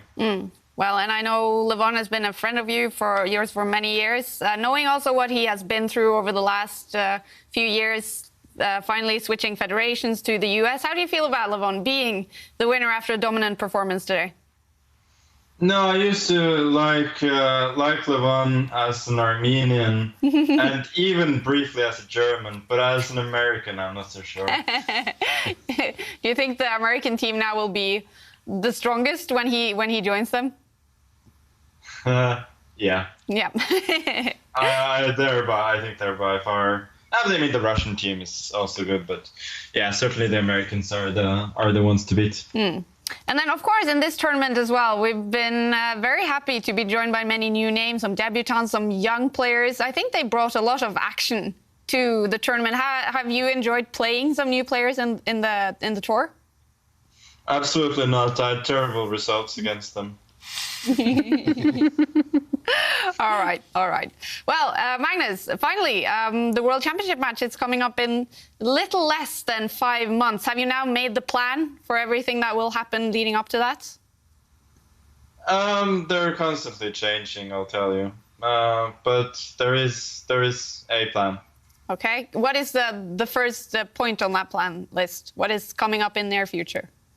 I mean, the first point is to play the World Cup, to get some classical training, and also, mainly that one. You mentioned the World Cup, Magnus. You're off in a few days. What are your goals, expectations there? I mean, first of all, I hope to get there. That's my first plan. I hope to submit a negative COVID test tomorrow and get my first shot of the vaccine, and then be on my way.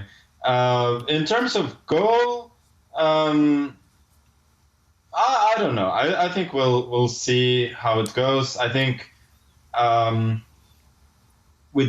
in such a big knockout, if you get there with sort of the mindset that anything but a victory is a disappointment, you're sort of setting yourself up to fail. So I won't be thinking in those terms, more of getting good training and try to advance as far as possible. Mm-hmm. Are you anxious to see your classical form? Probably you haven't played since Tata Steel classical tournament, have you?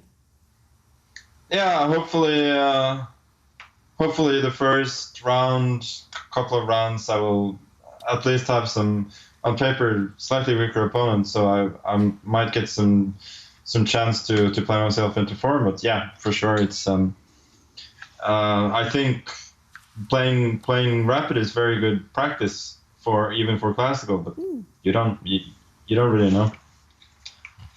And I just have a quick question. Do you still celebrate even after the smallest of victories? Yeah, I mean, not after third place.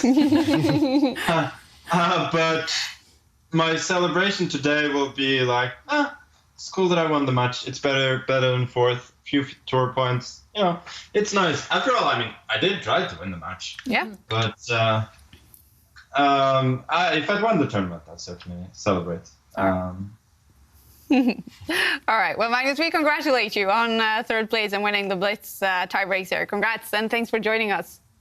Thank you.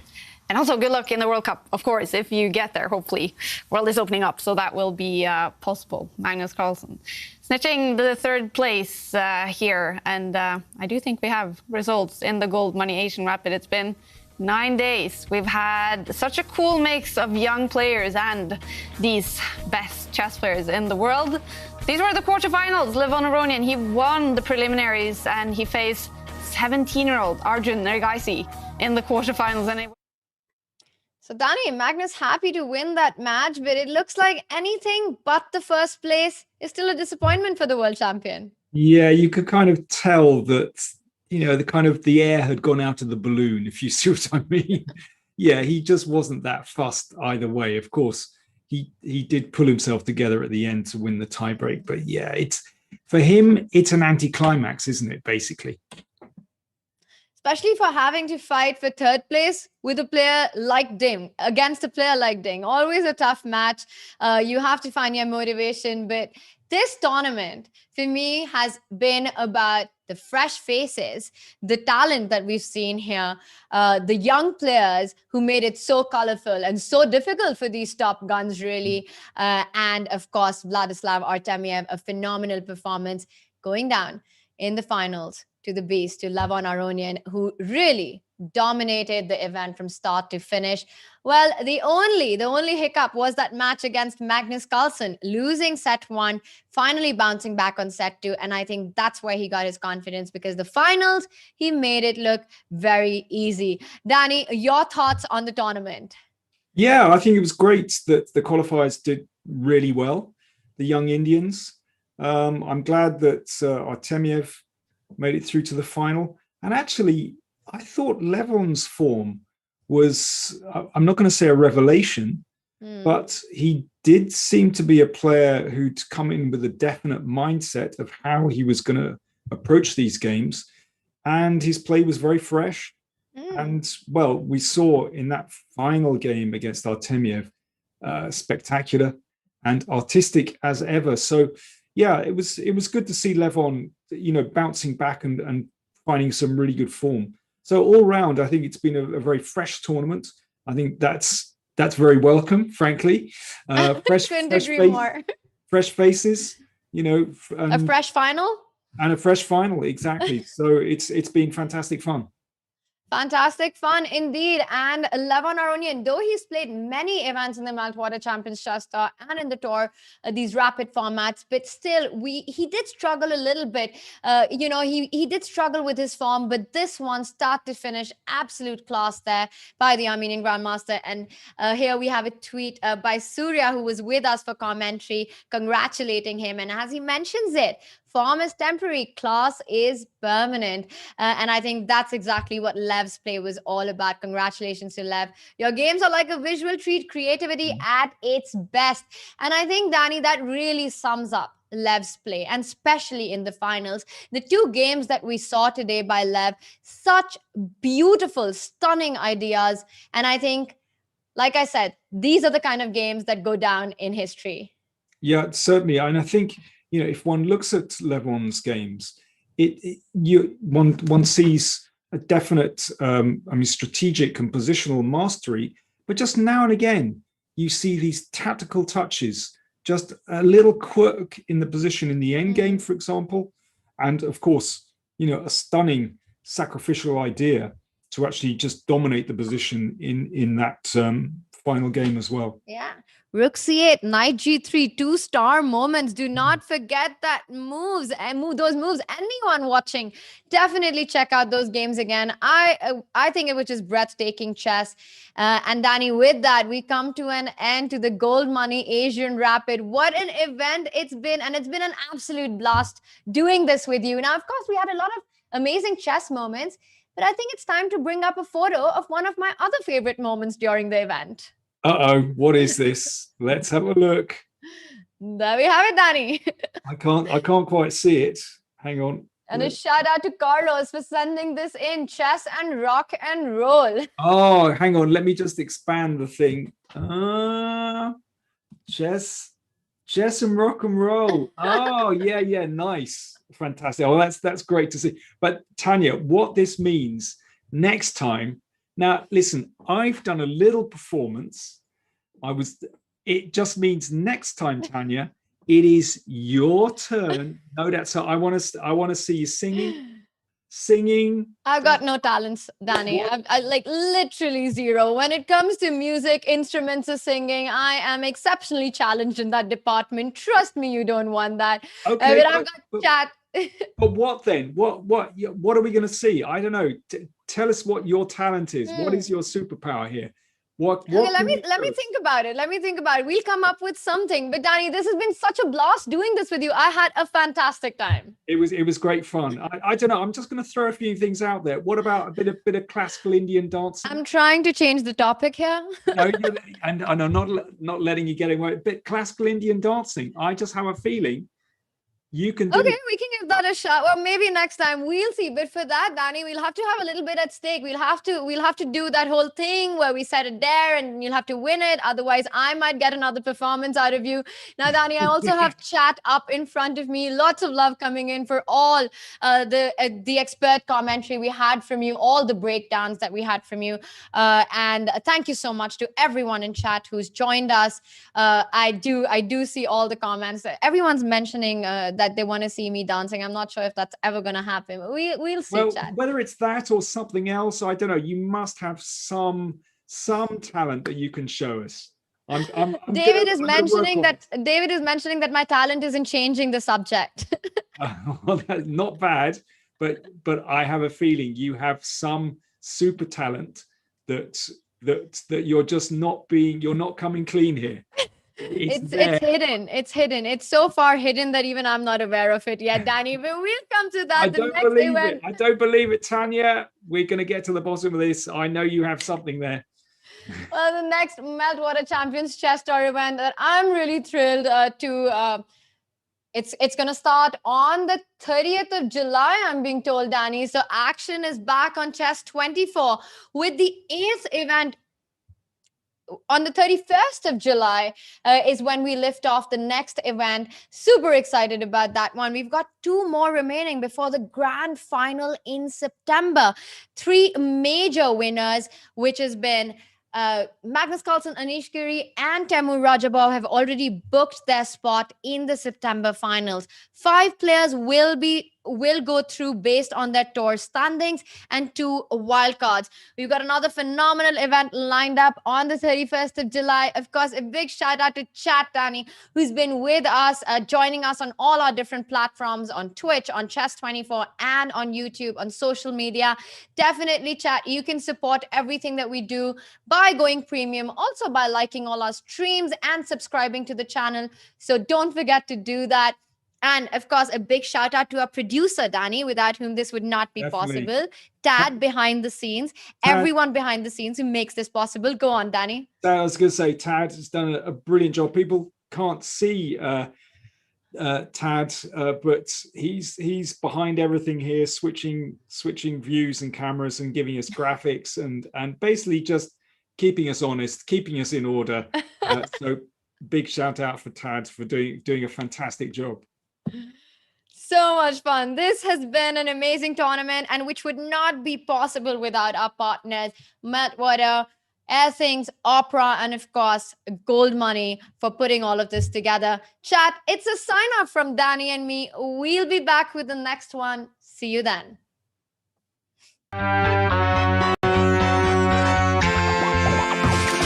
Freedom! So fresh, so new. Freedom! It's all for you. All for you. Freedom! Keep your ear to the ground. Talking about the freedom! It's the best show in town. Best show in town. Freedom!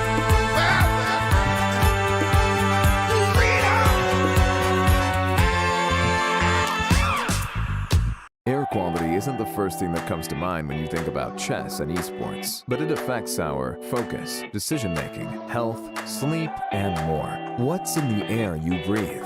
Find out with Airthings. Breathe better. Live better.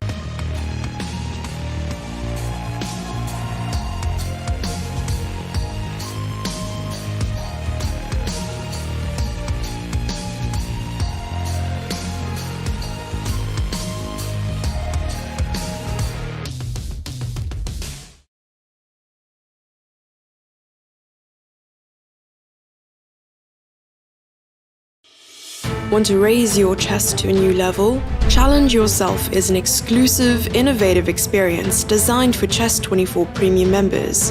Train like a champ with a unique set of lessons prepared by the coaches of the challengers. Boris Girlfriend and Co. will help you improve your chess. Play a champ. Play a grandmaster each day in Banter Blitz. Take advantage of this incredible opportunity from June 10th. Go premium and challenge yourself.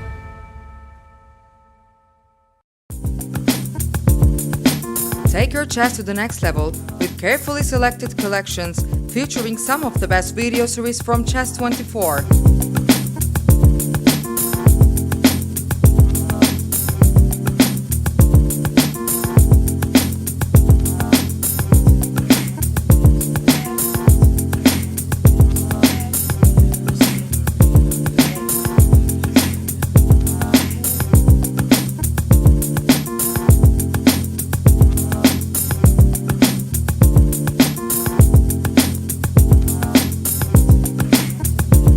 Buy the courses to own them forever, save up to 60%, or go premium and access all series while having all other privileges of premium membership.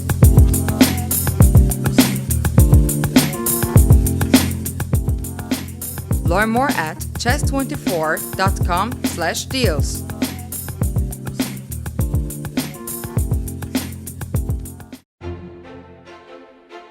Super discounts on merchandise. Massive sales on courses from Chessable. Chessable and Chess24 bundles, with new deals appearing every day. Visit chess24.com/deals.